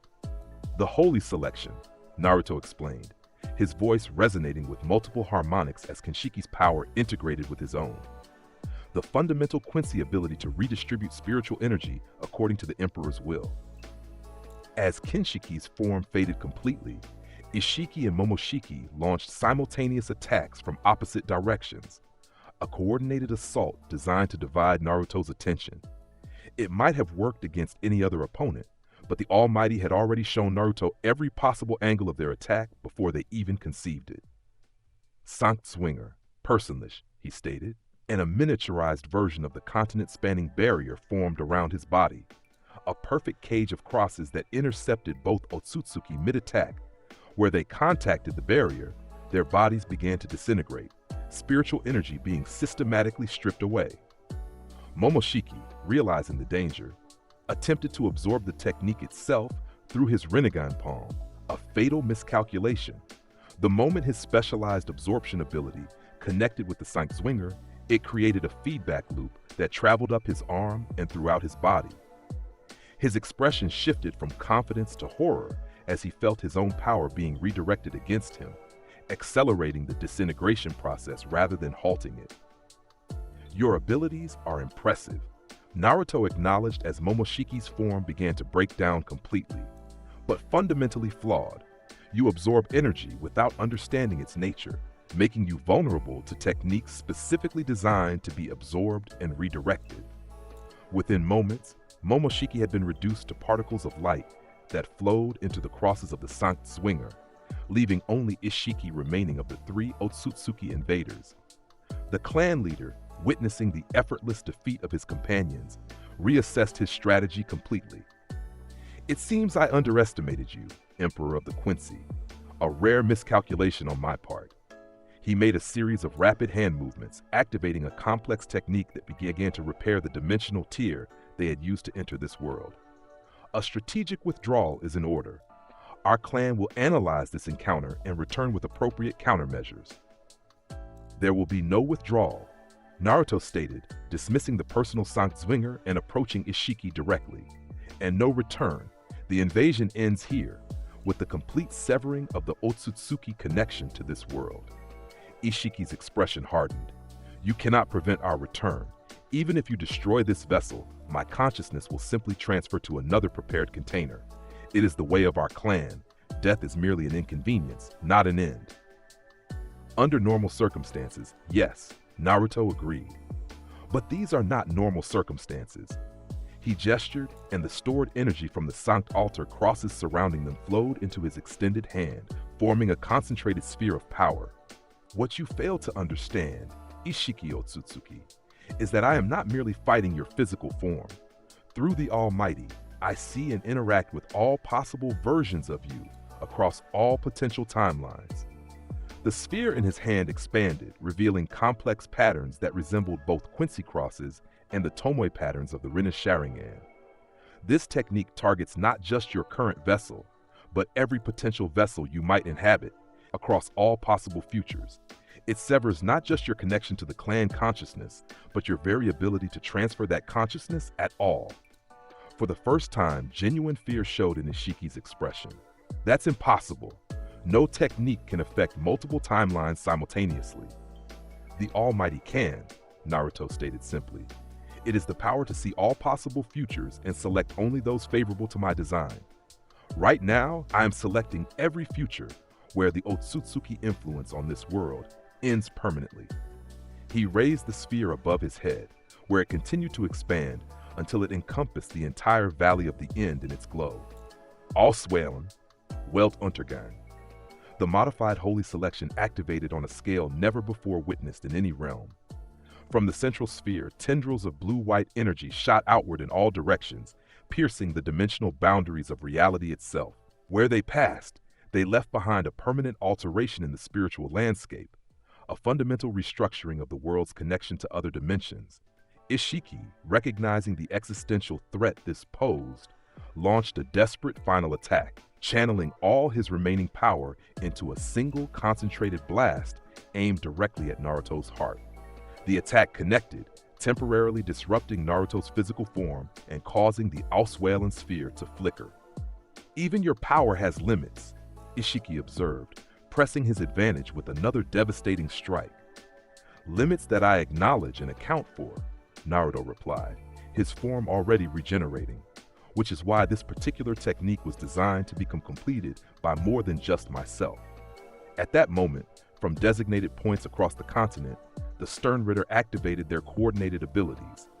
Sasuke's antithesis reversed the damage Ishiki had inflicted, transferring it back to the attacker. Gaara's fear immobilized the Otsutsuki leader's spiritual pressure, preventing further dimensional manipulation. Sakura's heat accelerated the Ausweilen process, stabilizing the fluctuating energy sphere. Neiji's knowledge identified and targeted the specific dimensional frequencies used by the Otsutsuki clan for consciousness transfer. And most crucially, Obito's death-dealing injected a precisely calculated lethal dose of dimensional isolation directly into the spiritual core of Ishiki's being. The combined effect was immediate and irreversible. Ishiki's form began to dissolve, but unlike a normal Otsutsuki death where the consciousness would simply transfer elsewhere, his very essence was being systematically erased from all possible timelines simultaneously. "What have you done?" he demanded, genuine panic replacing his aristocratic composure completely. "I have selected a future where the Otsutsuki are a memory, not a threat," Naruto explained as the process continued. "Your clan's consciousness will find no anchor in this world or any connected to it. The dimensional boundaries are being permanently restructured to reject your spiritual frequency." As Ishiki's form continued to disintegrate, a look of reluctant respect crossed his features. "To think a world we seeded would produce such a counterforce. Perhaps this is the true purpose of cultivation after all." With those final words, the Otsutsuki leader vanished completely, his essence absorbed into the Ausweilen sphere and redistributed throughout the new dimensional barriers being established around the world. The massive technique continued its work, restructuring reality according to Naruto's design. From space, the entire planet would have appeared to be enveloped in a geometric pattern of blue-white energy, a perfect crystalline structure that regulated dimensional access according to very specific parameters. When the light finally faded hours later, the world had been fundamentally changed. The spiritual landscape had been restructured to Naruto's specifications, creating a closed system that would reject any Otsutsuki attempt to access or influence this realm in the future. More importantly, the unified forces that had participated in the defense now witnessed the full extent of Naruto's power, not just his individual abilities, but his capacity to coordinate and implement a strategy that rewrote the very rules of reality itself. As the Stern Ritter gathered in the transformed Valley of the End, now a massive crater filled with crystalline structures that pulsed with residual spiritual energy, Sasuke was the first to approach Naruto, who had maintained his Volstendic form throughout the restructuring process. "It's done," Sasuke stated, surveying the transformed landscape. "The Otsutsuki threat is eliminated." This particular manifestation, yes, Naruto confirmed, his voice still carrying those otherworldly harmonics. "The clan itself exists beyond our current reach, but they will find this world permanently closed to their influence. The dimensional boundaries have been restructured to recognize and reject their spiritual signature in any form." Jugram, arriving with the second wave of Stern Ritter, knelt before his emperor. "Your Majesty, reports from across the continent confirm the technique's success. The new dimensional barriers are stable and self-sustaining. This world is now, in the most literal sense, yours alone to shape." Naruto's eyes, still blazing with the combined power of the Almighty and Kurama's influence, surveyed the gathered forces, the elite of his new empire, witnesses to a victory unlike any in recorded history. The Otsutsuki believed themselves gods, he stated, his voice carrying to all present. They cultivated worlds for consumption, viewing all life as merely resources to be harvested. Their defeat today represents more than the elimination of a threat, it marks the true beginning of our empire. He raised his hand, and the remaining energy from the Auswählen technique coalesced into a sphere above his palm. This power, extracted from beings who consumed entire worlds, will now serve a greater purpose. Not destruction, but creation. Not consumption, but cultivation. With a gesture, he sent the sphere high into the atmosphere, where it expanded once more, covering the entire continent in a gentle glow. Unlike the intense light of the battle technique, this illumination felt nurturing, rejuvenating, the spiritual equivalent of sunlight after a storm. What you witness is the redistribution of power on a scale never before attempted. Naruto explained as the light began to settle into the land itself, enriching the spiritual landscape. The energy harvested from countless worlds by the Otsutsuki now returned to nurture this one under our guidance. Throughout the continent, immediate effects became apparent. Regions devastated by past conflicts began to regenerate at accelerated rates. Chakra flows stabilized and strengthened, enhancing natural processes.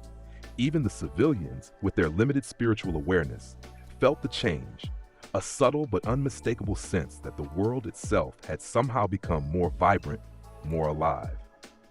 The final phase of our transformation begins now, Naruto declared, descending to stand directly before his assembled Sternritter. With the external threat eliminated, we turn our attention inward, to the complete restructuring of society according to the principles of our new order.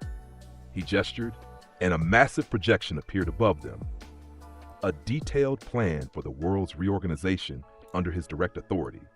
The former 5 great nations would be dissolved completely, replaced by functional divisions based on resource distribution and population density rather than historical borders or cultural identities.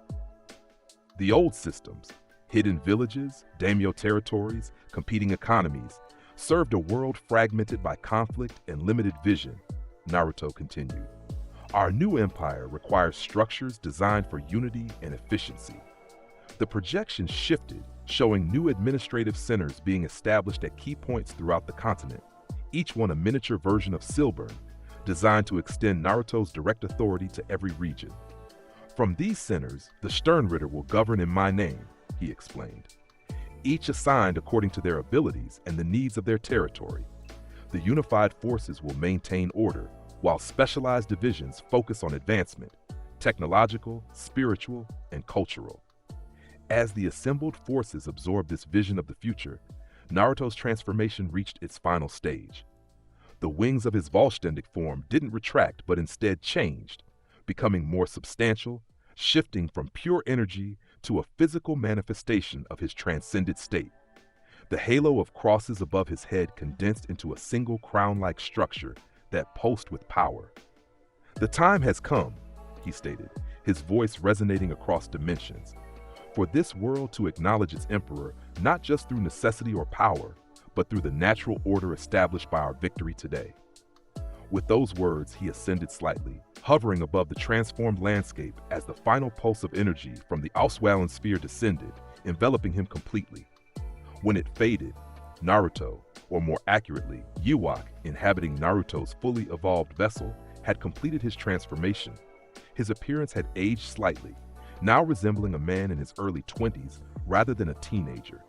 His hair had lengthened, becoming darker at the roots before transitioning to brilliant gold at the tips, a visual representation of the merged consciousnesses he now contained. The whisker marks on his cheeks had deepened and extended, forming patterns that resembled both Uzumaki seals and Quincy crosses. Most strikingly, his eyes had evolved beyond even the Almighty's previous manifestation. The cross pattern remained, but now pulsed with multiple colors: blue from his original power, a crimson from Kurama's influence, and a strange pearlescent white that seemed to shift and change as if viewing multiple realities simultaneously. The crown had solidified into an actual physical manifestation, a circlet of interlocking crosses crafted from pure spiritual energy made manifest, each segment containing a fragment of the power harvested from the Otsutsuki. "Behold," Jugram announced, rising to address the assembled forces. "His Imperial Majesty Yhwach, Emperor of the Quincy, ruler of the United Realms, protector of the dimensional boundaries, and absolute sovereign of this world." As one, the gathered Sternritter knelt, followed by the unified forces behind them. The gesture spread outward like a wave, across the communication network, throughout observation posts, in every administrative center and military installation across the continent. Within moments, every member of the new empire acknowledged the ascension of their emperor. Naruto, now fully embracing his identity as Yhwach, while retaining the aspects of his vessel that served his purpose, surveyed his kneeling subjects with satisfaction. The path that had begun 16 years ago with his transference to this realm had reached its culmination. "Rise," he commanded, and his subjects obeyed instantly. "What we have achieved today is merely the foundation of what we will build together. This world has been claimed and secured. Now we shape it according to our vision." In the days and weeks that followed, the restructuring of society accelerated at a pace that would have been impossible without the spiritual enhancements provided by the redistributed Otsutsuki power. Former villages were transformed into specialized administrative centers. Territories, once defined by conflict, were redrawn according to resource distribution and population needs. The entire economic system was overhauled, eliminating the inefficiencies of competing currencies and trade restrictions. From his imperial palace, the expanded and transformed Silburn that now dominated the landscape where Konoha once stood, Emperor Yhwach directed this transformation with the perfect vision granted by the Almighty. No detail was too small for his attention, no consequence unforeseen, no resistance unanticipated, and counter before it could even materialize. The Sternritter, now expanded to include worthy candidates from across the former nations, served as his direct extensions, each one bound to his will through shared power, each one implementing his vision with absolute loyalty. Their abilities, customized to complement their natural talents, made them far more than mere administrators. They were the embodiment of the Emperor's authority, capable of restructuring reality itself within their designated domains. Sasuke Uchiha, as Sternritter A and First Chancellor of the Empire, oversaw the transition of power with ruthless efficiency. His antithesis ability, combined with his evolved Sharingan, allowed him to reverse any negative consequences of the rapid changes being implemented, ensuring that the restructuring proceeded according to the Emperor's timeline, regardless of natural resistance or unforeseen complications. Gaara, as Sternritter F and Governor of the Western Territories, transformed the former desert regions into productive agricultural centers through the application of his fear ability, not to terrorize the population, but to command the very elements themselves. Sand became soil, barren wastes became fertile plains, and water flowed where once there had been only drought. Sakura Haruno, as Sternritter H and Imperial Physician, revolutionized medical practices throughout the Empire. Her heat ability, refined through rigorous training and enhanced by the Emperor's power, allowed her to manipulate biological processes on a cellular level, extending lifespans, curing previously incurable conditions, and ensuring that the citizens of the Empire enjoyed health unimaginable under the old system. Neji Hyuga, as Sternritter K and Chief of Imperial Intelligence, developed a network of information gathering and analysis that made secrets impossible to maintain within the Empire's borders.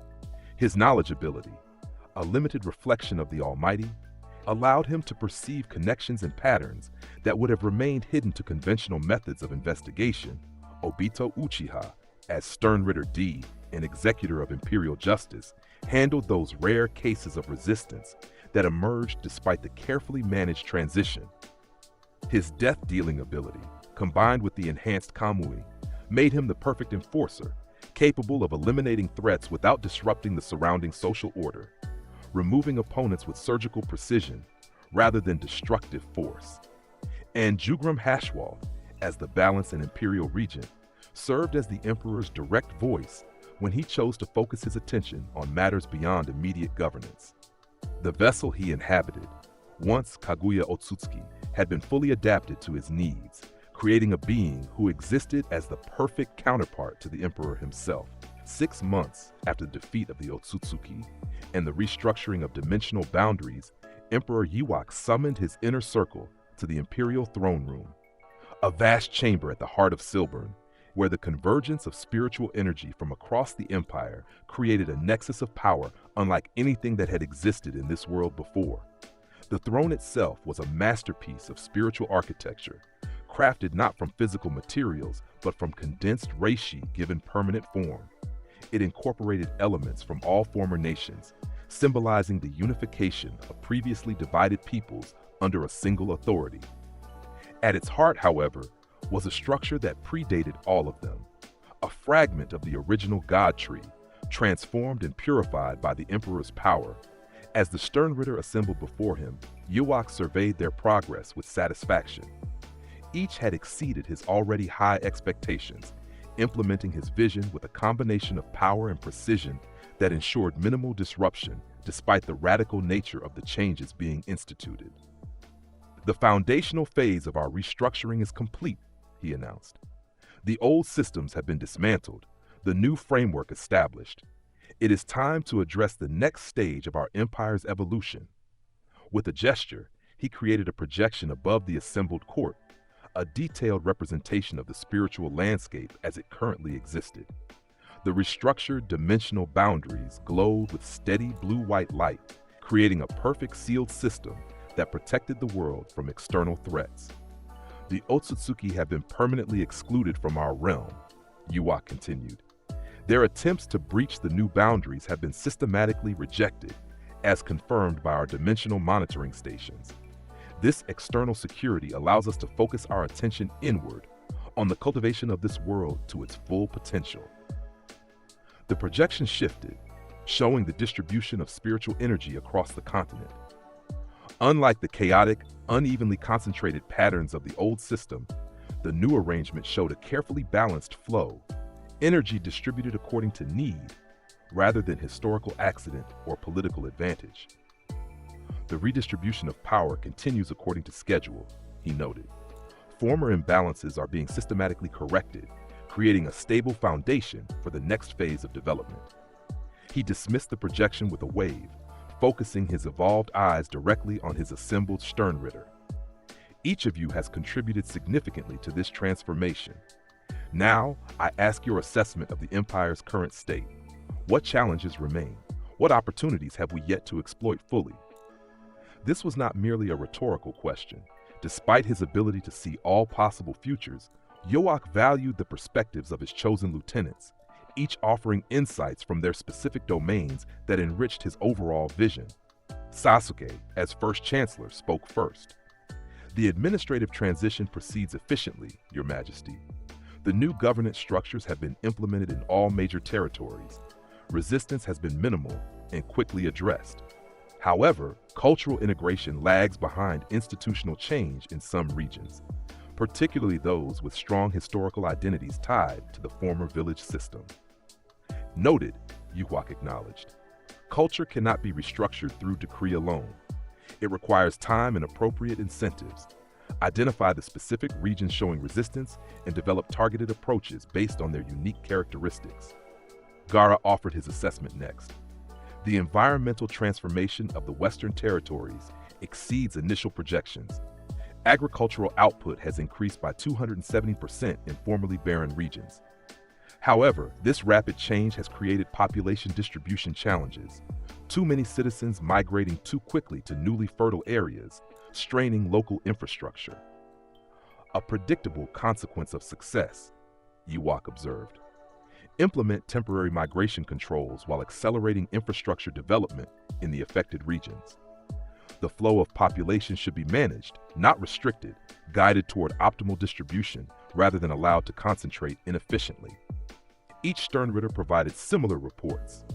Successes balanced by emerging challenges, opportunities identified alongside potential complications. Throughout the discussion, Yhwach listened with perfect attention, his evolved consciousness processing each input not as isolated information, but as interconnected aspects of a single evolving system. When the reports concluded, he rose from his throne, moving to the center of the chamber, where a different kind of projection appeared. Not a tactical display or administrative chart, but a representation of the empire as it would exist when fully realized. What you see before you is not merely a goal or an ideal, he explained, but a future I have already witnessed through the Almighty. A world unified not just in governance, but in purpose. A civilization advancing not through conflict and competition, but through structure and coordination. The projection showed cities unlike any that had existed in this world before. Architectural marvels combining functionality and beauty, populated by citizens whose enhanced spiritual awareness allowed them to perceive and interact with dimensions beyond the purely physical. Our empire will not merely maintain the status quo or incrementally improve existing conditions, Yhwach continued. It will fundamentally transform what it means to exist in this realm. The artificial limitations imposed by the old system, the deliberate restriction of knowledge, the channeling of talent solely toward combat, the wasting of potential through unnecessary conflict, all will be eliminated. The projection shifted again, showing educational institutions where students learn not just ninjutsu or chakra control, but the fundamental principles of spiritual energy in all its forms. Research centers where knowledge was pursued for its own sake, not merely for tactical advantage. Communities where cooperation was not a moral ideal, but a practical reality built into the very structure of society. This is the world we are creating, Yhwach declared, his voice resonating with absolute conviction. Not through conquest alone, but through the systematic application of superior principles. Not through the imposition of will, but through the demonstration of a better way. He turned back to his assembled Sternritter, his evolved eyes glowing with power and purpose. You have served well as the vanguard of this transformation. Now I elevate you further, not merely as administrators of my will, but as architects of the new reality we are constructing together. With a gesture, he initiated a modified version of the Auswählen technique, not to grant new powers, but to enhance and refine those already bestowed. Blue-white energy flowed from his extended hand to each Sternritter in turn, deepening their connection to his will, while simultaneously expanding their individual autonomy within that connection. Your abilities evolve with your responsibilities, he explained as the process completed. Your authority extends beyond mere governance to active creation. Within your designated domains, you now possess the capacity to reshape reality according to the principles we have established together. This was not merely a symbolic promotion, but a functional expansion of their capabilities. Each Sternritter now possessed a fragment of the Almighty itself, not the full ability to see and select futures, but an enhanced perception that allowed them to implement the Emperor's vision with greater precision and adaptability than before. Go forth, Yhwach commanded. Continue the work we have begun. Transform this world not through force alone, but through the irrefutable demonstration of superior order. Make our empire not merely powerful, but necessary, a system so perfectly adapted to human potential that any alternative becomes unthinkable. As the Sternritter departed to implement their expanded mandate, Jugram remained behind, waiting until they were alone before addressing his emperor. The transformation proceeds even more efficiently than our initial projections suggested, he observed. This world adapts to your will with remarkable flexibility. It was designed to, Yhwach replied, returning to his throne. The shinobi system, for all its flaws, created a population accustomed to hierarchy and order. They require only direction, not conversion.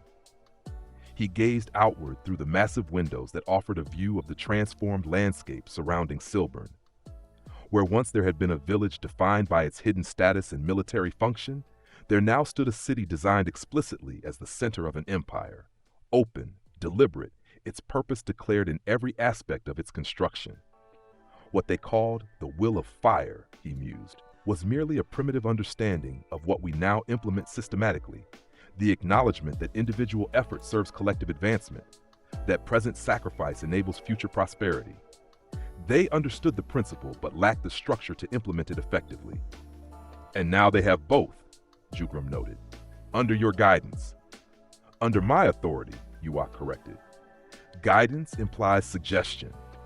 What I provide is certainty, the absolute knowledge of which path leads to optimal outcomes, and the power to ensure that path is followed. He turned his evolved eyes toward his second-in-command. Have you detected any residual resistance within Kaguya's consciousness? Any attempt to reassert control over the vessel you inhabit? None, Your Majesty, Jugrim confirmed. The modifications you implemented during the Otsutsuki confrontation appear to have eliminated her influence completely. The vessel is now fully adapted to my needs, with no competing consciousness remaining. Excellent, Yhwach acknowledged. And the dimensional monitoring stations? Any unusual activity since our last assessment? Only what we anticipated, Jugrim reported. The Otsutsuki continue their attempts to breach our barriers, testing different frequencies and entry points. Each attempt is automatically rejected by the systems you established. Their efforts grow less frequent as they recognize the futility of conventional approaches. They will eventually attempt unconventional methods, Yhwach predicted.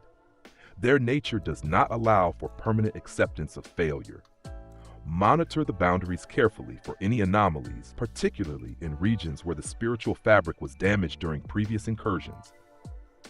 As Jugrim departed to implement these instructions, Yhwach remained alone in the throne room, his consciousness extending outward through the spiritual network that now connected every aspect of his empire. Through this awareness, he could perceive the state of his domains with perfect clarity. Every advancement, every challenge, every subtle shift in the complex system he had created. What he observed satisfied him deeply. The world was transforming according to his design, the chaotic elements of the old order giving way to the structured perfection of the new. Resistance, where it emerged, was not met with mere suppression, but with systematic redirection, channeling dissatisfaction into productive avenues, converting potential rebels into engaged participants. This was governance not through fear or manipulation, but through perfect understanding of human nature, its weaknesses and strengths, its needs and desires, its capacity for both destruction and creation when properly directed. 1 year after the defeat of the Otsutsuki and the restructuring of dimensional boundaries, Emperor Yhwach stood at the pinnacle of the Imperial Tower, a structure that rose above even Silburn itself, offering a view of the transformed world that stretched to the horizon in all directions. Below him, the capital city pulsed with ordered activity, citizens moving with purpose through streets designed for optimal flow, energy systems distributing power with perfect efficiency, educational institutions and research centers producing innovations at an unprecedented rate. Beyond the capital, the transformed landscape reflected the new reality he had established. Territories once defined by conflict now functioned as integrated components of a single system. Resources flowed where needed, populations distributed according to capacity and function, prosperity spreading through channels deliberately designed for optimal distribution. The spiritual landscape had changed even more dramatically than the physical. The chaotic, unevenly distributed chakra flows of the old order had been replaced by a carefully structured network, energy moving in precise patterns that enhanced rather than disrupted natural processes. The boundaries between dimensions, once permeable and vulnerable, now stood as impenetrable barriers shaped exactly to Yhwach's specifications. Most significantly, the consciousness of the population had evolved. Through subtle application of spiritual influence, rather than crude propaganda, the citizens of the empire had come to understand their place within the new order, not as subjects to be controlled, but as components of a system designed for their collective advancement. They served not out of fear or blind loyalty, but from the rational recognition that the emperor's vision offered benefits impossible under any alternative arrangement. As Yhwach surveyed this transformed world, his world, shaped according to his absolute will, he felt not pride or satisfaction, but the simple acknowledgement that reality now aligned with its optimal configuration. The path that had begun with his transference to this realm 16 years ago had reached not its conclusion, but its proper continuation. He was Yhwach, Emperor of the Quincy, ruler of the United Realms, protector of dimensional boundaries, and absolute sovereign of this world. His authority was not merely acknowledged, but necessary, the central organizing principle around which a new civilization had formed and would continue to evolve under his eternal guidance. The ascension was complete. the empire established, the future, all possible futures, aligned according to his design. And in that moment of perfect alignment, as he stood at the pinnacle of his creation, Emperor Yhwach made a simple declaration that resonated through the spiritual fabric of the world itself. It is done. And so concludes the tale of the one who surpassed even the concept of ninja, the reincarnation who claimed dominion over all possible futures. Naruto Uzumaki, bearer of the Almighty, architect of a new world order built upon absolute authority. In his empire, there is no chaos, no meaningless suffering, no false hope, only the perfect peace that comes from unquestionable power. The future he chose became the only reality that mattered. Thank you for witnessing this journey into a world where godlike power reshapes everything we thought we knew about the ninja way. Until we meet again in another timeline, remember, all paths lead to his throne.